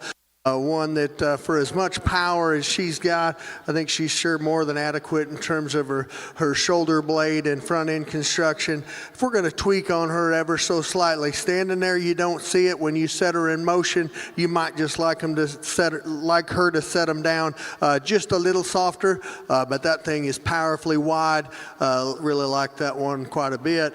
After that, I think it gets to be some give and take. To me, the next one in terms of just having some frame and growth and some performance is this young lady in the blue sweaters, heifer out here. She's probably even longer hipped and longer sided than that one that wins the class. She sure doesn't have the genuine pin width and power, doesn't have that extra rib shape and dimension like that one that wins the class. Young lady's heifer that comes next, she just got a little bit more rib shape than the one that finishes out the class. Sure doesn't have the extra levelness and the quality in terms of her skeletal build, but I do like her fleshing ability and that extra rib shape she's got. Really a long-ribbed one, long-bodied one here that rounds out the class. Just needs to set down a little truer and squarer off all four corners today.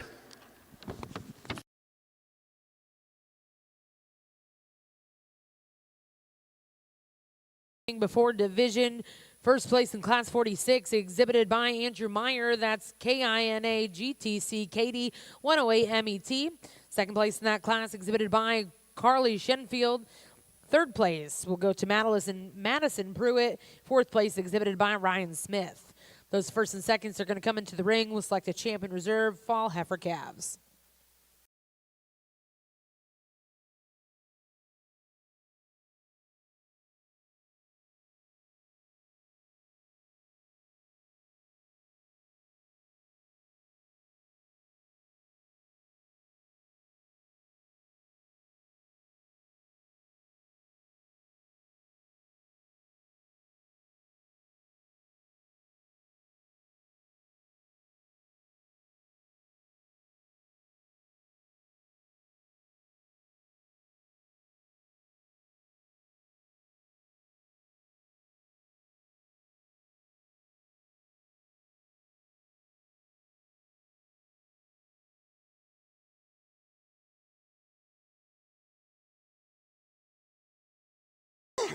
We get this fall division back out here. We had that single entry out of that first class. Just one that's very basic in terms of her build. Just no outlier pieces to this one, but just very complete in her overall makeup. And then we got one that, boy, you talk about width and base and density power. This one, look from the side, tons of rib shape and the body. Love that about her. One that just cool piece. To me, the young man in the black hat right in front of me, she's the most unique one. She's going to be your champion. Thanks, sir. You bet. Congrats. We get her out of here. To me, it gets a lot harder now between these two because I think it's very, very close. I think there's maybe just a little bit more rib shape from the rear in that one that comes out of the first class. Maybe a little more levelness and correctness in terms of skeletal build in this heifer in two out of the second class. Like I said, I think it's very, very close. To me, I like the extra levelness of hip, levelness a top line. I think she's a little fuller out of her hip and tail head. Young lady in the blue sweater, she's going to be your reserve. Well, congratulations, reserve champion coming out of class 46, exhibited by Carly Shenfield.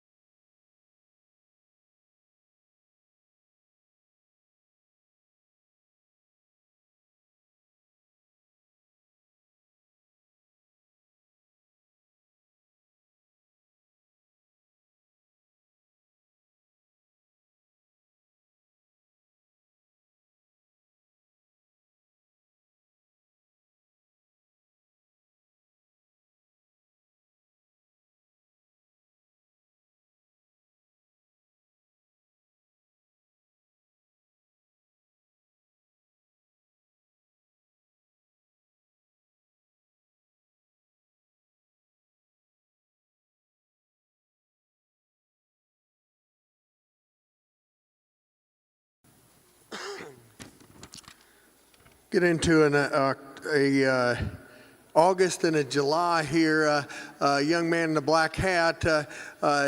She might not be the biggest barreled one out here and just the biggest bodied one in this pair, but to me, her structural build, extra reach off of both ends, really smooth in her muscle pattern. Love how she blends and ties in her forerib very, very well. A huge-footed female that I just think, even though she doesn't have depth of body, her skeletal quality and just cow look that she has, I think she's the best in this particular class. Really a well-presented one, clipped to the tee here, this one in second.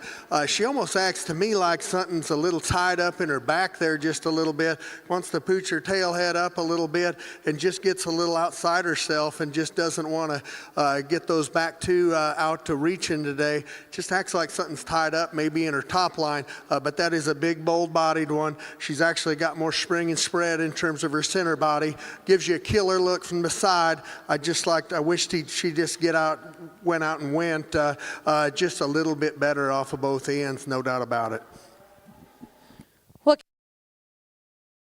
Yearling division. First place in class 47 goes to Carl Misty, 62M, exhibited by Clayton Haynes of Ada, Oklahoma. Second place in that class will go to Garrett Reagan of Golden, Texas. We'll now welcome in class 48 to conclude the division.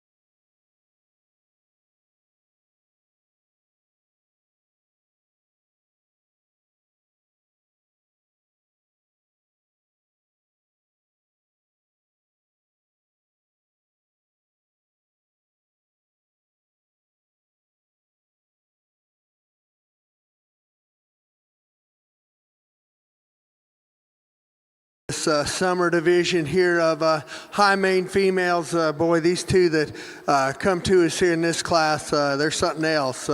You know, I sat back and I can sure appreciate the head shape and the tightness of neck, and this one in second, you know, she's just a little prettier headed and cleaner throat latched. Beyond that, you could put that heifer inside of this one that wins the class. She'd have plenty of room to roll around. There's just a lot of heifer here in this one right here. So opened up in terms of her center body, depth of body, and to be that and have so much spring and power up higher in terms of our upper skeleton is very, very good. Extremely good hipped, big bone, really gets out and moves very, very well. You know, if we're going to just nitpick on her ever so slightly, I wish she had that pretty tight little throat latch, but the cow quality in that one and structural build and skeleton is very, very good with that one with that much power. That's not take anything away from this heifer in second, because if that one wasn't here, we'd appreciate the dickens out of this thing right here. She is good looking, just so balanced, so complete in terms of her side view profile. When you step in right behind them and you get them together, it becomes very clear there's just not as much animal there as that heifer that wins the class. But two excellent females there to lead off this May division. And young man, you just got a bad bit of bad luck today, because you got a really nice heifer here in third. She's extremely problem free, really level top line, level hipped, extremely good footed and sound. She's just not as powerful as them two that win this particular class, but that cow has a bright future in your herd and will go on and do some great things. Really good class of three main females. Be proud to own any three of them. Over here in the main ring, before we select the champion reserve summer yearlings, first place out of class 48 goes to TJSC So Sweet 139 MET, exhibited by Samantha Van Voris. Second place in that class will go to Reese Toller, and third place to Kyan Herman.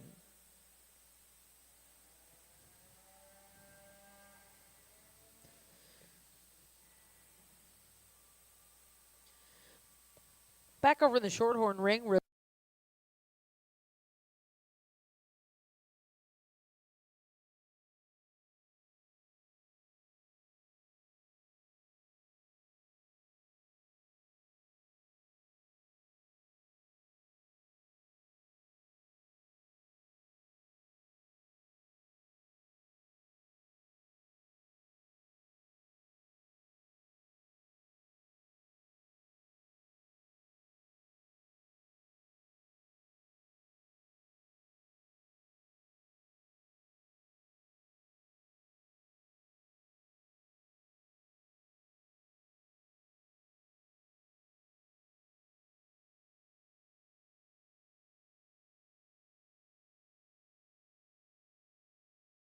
Well, there hasn't been a lot of easy stuff that's happened on this particular side of the ring. In my mind today, it seems like every decision in every class and division about makes a guy's head hurt. In this particular division, though, a young man in the black hat that comes out of that first class, that is a very good female, and she won that class commandingly. There's no doubt about it. But you get them back out here in division, just one that just comes up a little bit short. The two powerhouses in this division come out of the second class. The young lady in the blue shirt here right in front of me will be grand. Young man in the dark gray hat will be reserve. well, congratulations in the main ring results out of your summer yearling division. Champion will go to TJSC So Sweet 139 MET, exhibited by Samantha Van Voris, and reserve champion coming out of the same class, that's TJSC Phyllis 433 MET, exhibited by Reese Toller. At the final division here in your Main on Juice show, we're going to welcome in class 50 late spring yearling heifers born April of 2024.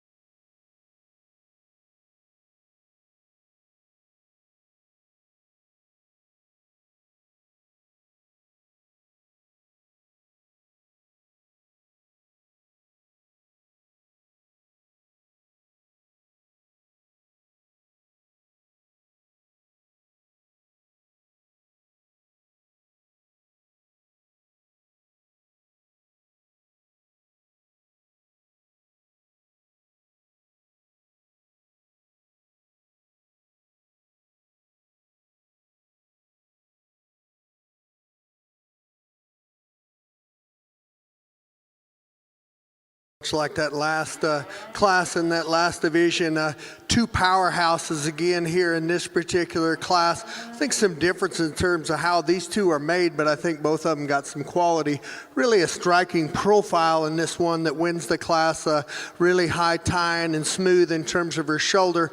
One that's extra flexible. I love the softness to that back leg, and for one that gets that soft and bouncy in her ankles, one that doesn't do that rocking forward on her in her hock there. She's just very correct in the terms her rear leg is designed. One that I think when you step in right behind her from the side, you wonder how stout she is. When you step in right behind her, actually surprises me how much width and power and dimension she's got. I just got one little nitpicky deal on this one. When you get off of her a long ways, the guy's kind of got that belly line kind of glued up to kind of put some sweep in it, and I think she's plenty deep bodied. Maybe takes away from the optics of it just a little bit, just a little like you're trying to make that body and rib shape a little different and a little extra deep. Just makes you worry just a little bit if she needs to be just a little deeper and more sweep to her undercarriage. The black and white one that comes next, again, a striking profile. Young lady gets her set up, gives you a killer look from the side. One that dead level hipped, really good in that regard. She's one I'd like to just lean up in her conditioning. She looks powerful being in the condition she's in. I think she's one, if she was lean and mean, you'd kind of wonder, boy, I wonder if there's enough cow there. So to me, I get it. You had to kind of get her here to make her look like she looks. But again, I just like to lean her up a little bit. To me, she's just a little past prime in terms of her condition. But that thing's sure going to have some generating ability as well. Really a stout skulled one here. I love the width of skull that she has. It's very good. Lots of power, lots of dimension here. One that kind of hits me as more of a steer raiser type of a female, and I think she'll do very good in that regard. Big feet and a lot of power, and that extra power and width kind of propels her over this bigger heifer that kind of matches frame size with the ones in 1 and 2, but she's just a little plainer and more generic in terms of her front 1/3. When you set her in motion, just don't know if she gets out and reaches and goes off her rear 2 like the heifers on up the line. Tremendous class of 4. Really like them first 2 heifers a whole bunch.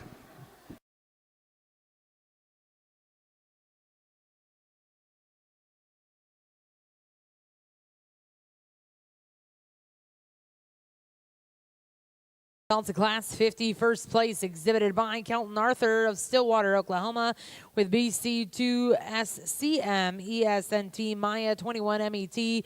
Second place exhibited by Hadley Dunklau, Wayne, Nebraska. Third place go to Grace Shute of Greensburg, Indiana. Fourth place exhibited by Grant Rumpel. We're now going to welcome in Class 51. These are spring yearling heifers born March of 2024.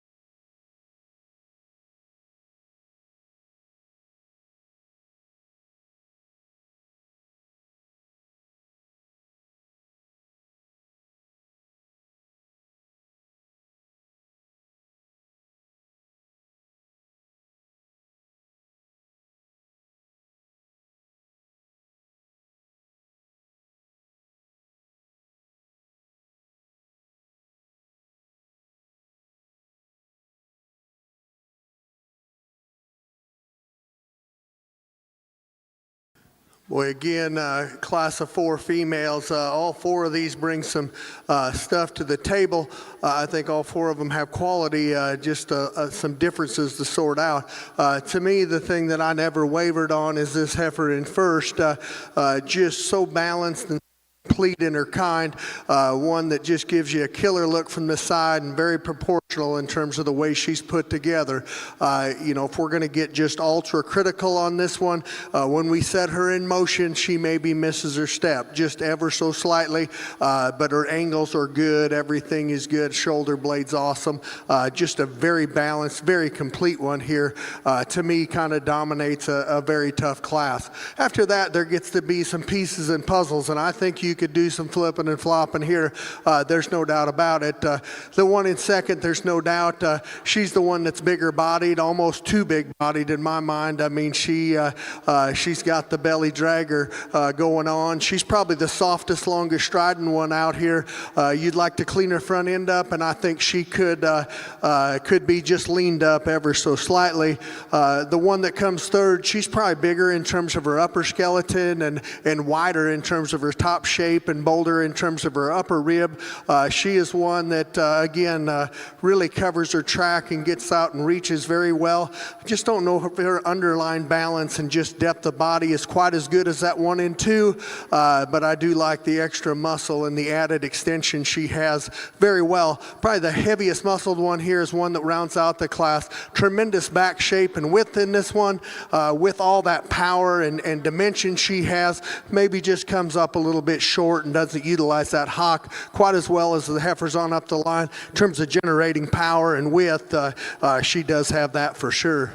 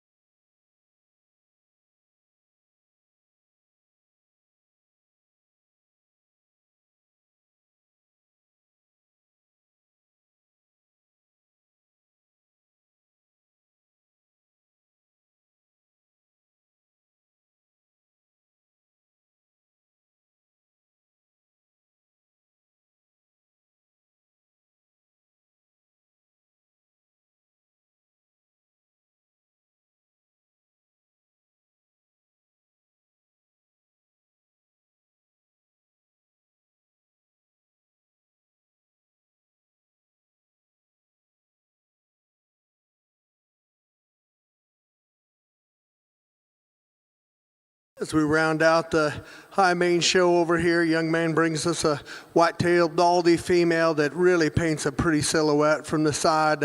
So nice and tied up through her front end and high tie and flat shouldered. One that I'm a sucker for a Baldy and just paints a really picture from the side. When you set her in motion, she maybe gets a little straighter in terms of her shoulder construction, just doesn't get out and bend that hock and just reach as well as we might like, but boy, you talk about standing still and building cattle and making them like they are on your baseball cap. She's got an awesome look to her. Congratulations to this young man. In the main ring, results out of class 51 and 52. 51 first place exhibited by Zoe Cottrell, Lawton, Oklahoma. That was Dunk Franny, 438 MET. Second place in that class will go to Emma Yoakum. Apologies. Second place goes to Raylan Unwin of Wynnewood, Oklahoma. Third place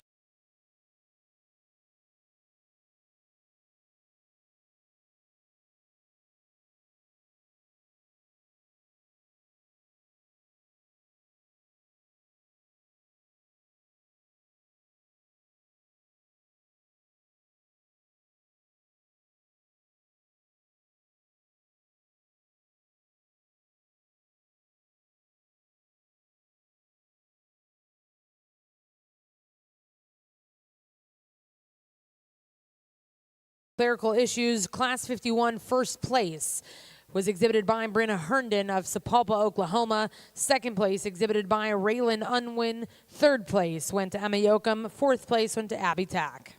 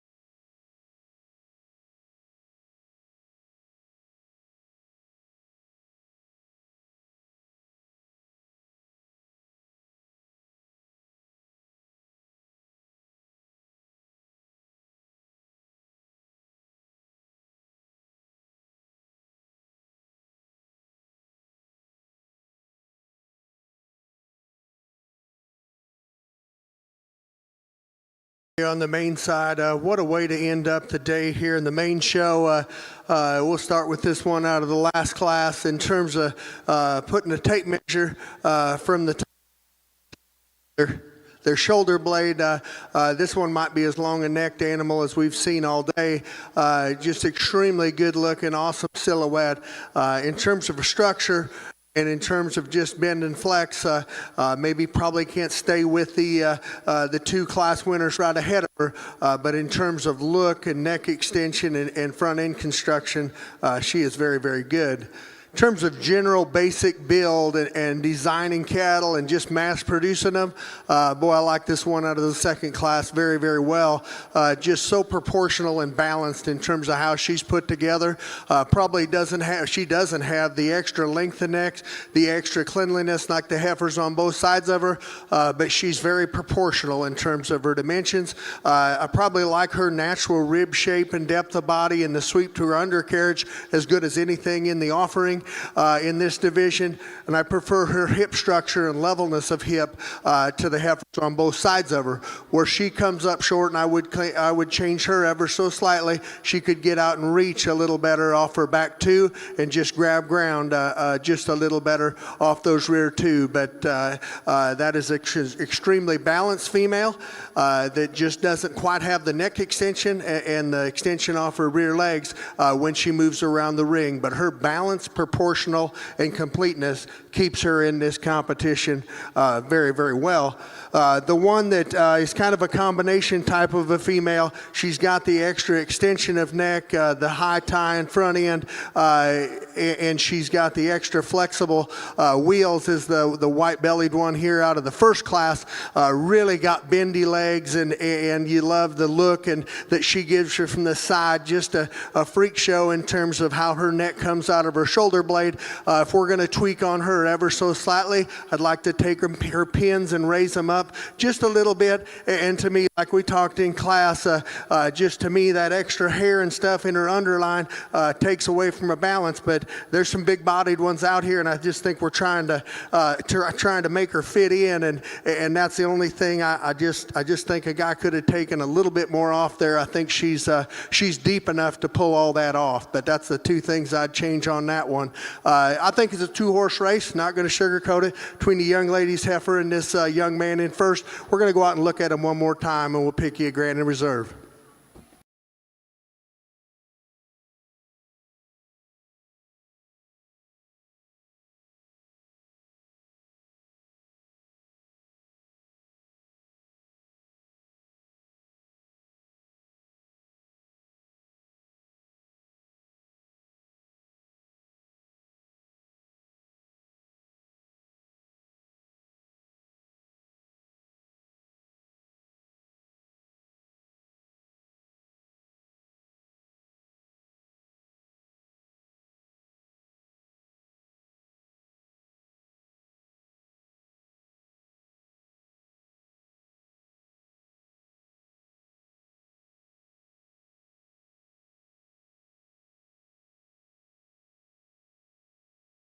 Junior yearling champion exhibited by Kelton Arthur, Stillwater, Oklahoma.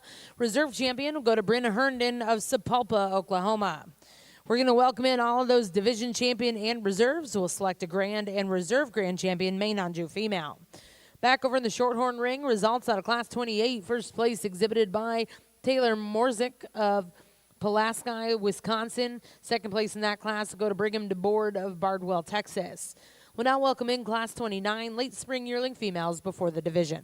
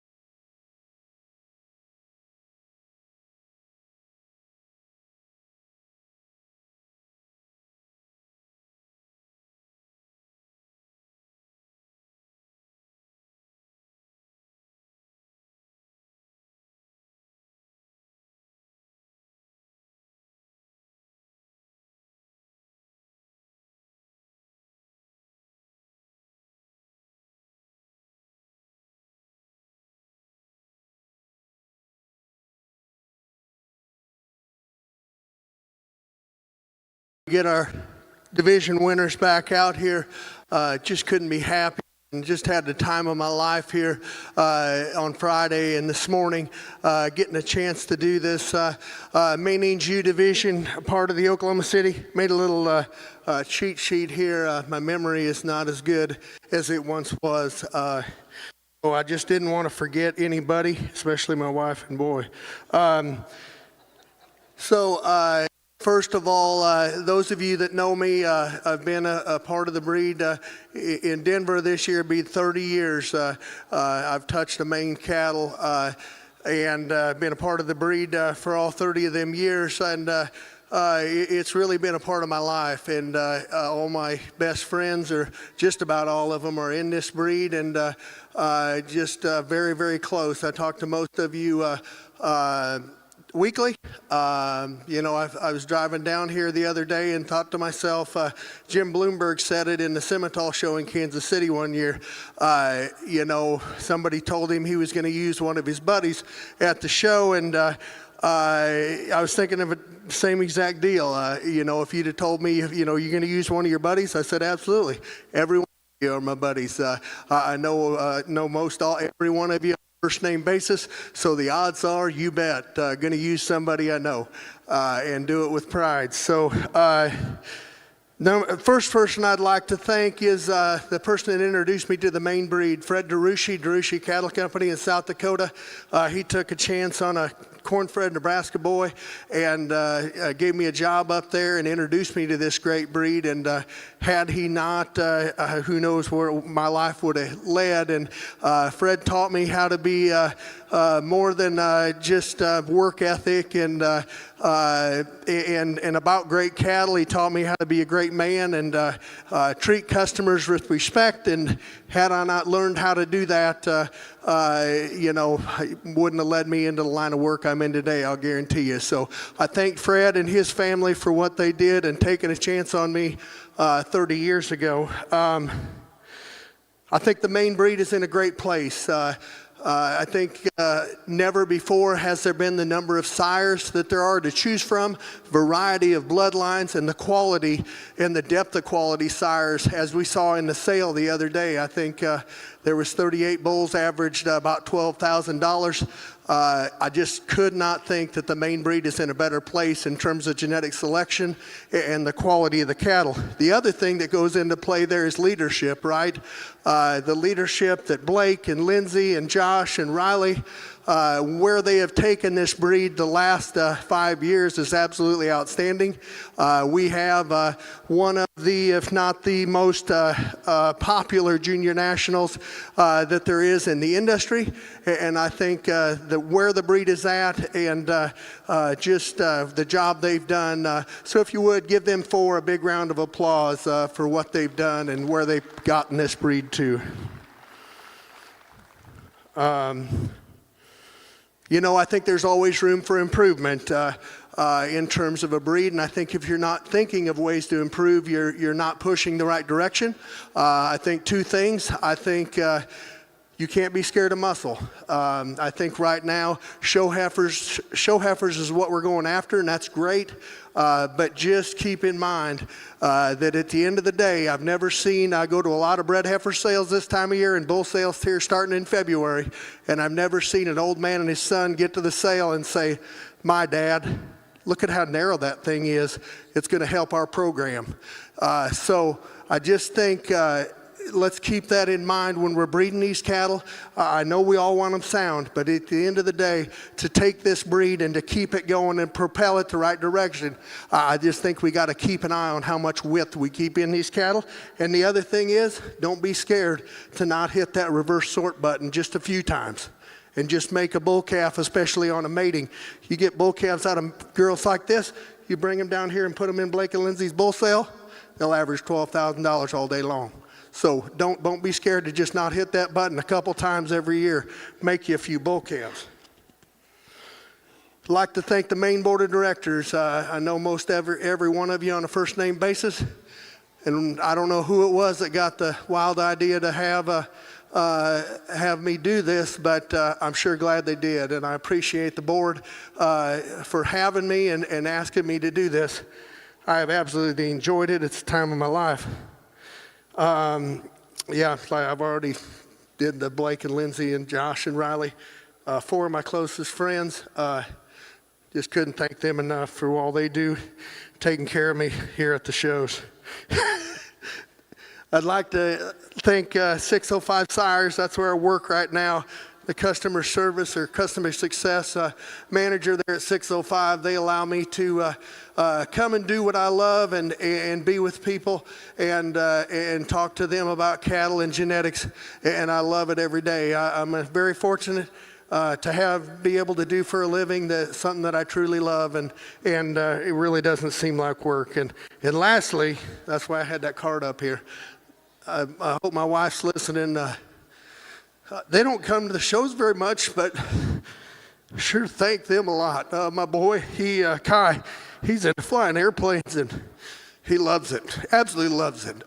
He likes showing cattle. He loves showing airplanes, or he loves flying airplanes, and look forward to him and his career and being able to fly airplanes in commercial setting here at some point in his lifetime. So, and lastly, across the ring, Mark Hogue. I woke up this morning, thought to myself, I wonder who's judging on the other ring beside me.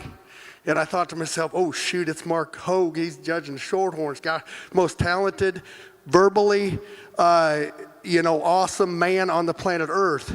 So you wake up this morning and it's like, oh boy, we're gonna have a lot to overcome here. But longtime friend, we judged junior college the same time. Mark kicked the crap out of me, but he, awesome gentleman, good friend. Couldn't be honored to be across the ringside from him. This has been a great show. We're not going to talk these things. We're not going to talk these things and break them all down. I think all 5 of these are awesome females. I think all of them have a chance to go on and propel the breed and become big-time leading donors. And I want somebody to record that so that 5 years from now, when one that I don't pick becomes one, I said it. So with that, I'm going to go out and pick you 2 that suit me awfully well. Let's give all these breeders one more round of applause. I've enjoyed the hell out of it, guys. Thank you.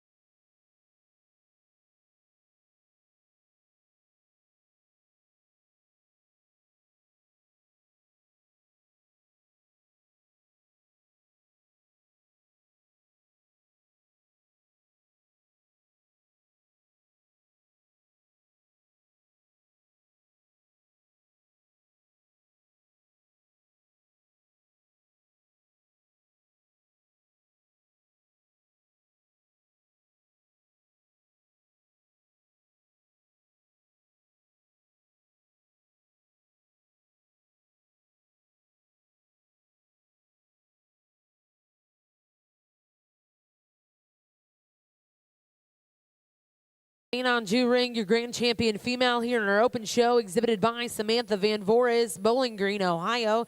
That was TJSC So Sweet, 139 MET, reserve champion, and congratulations goes to Kelton Arthur, Stillwater, Oklahoma, with BC2 SCM ESNT Maya 21 MET. Congratulations to all of those exhibitors, and a special thank you to our judge today for joining us here in Arena 1.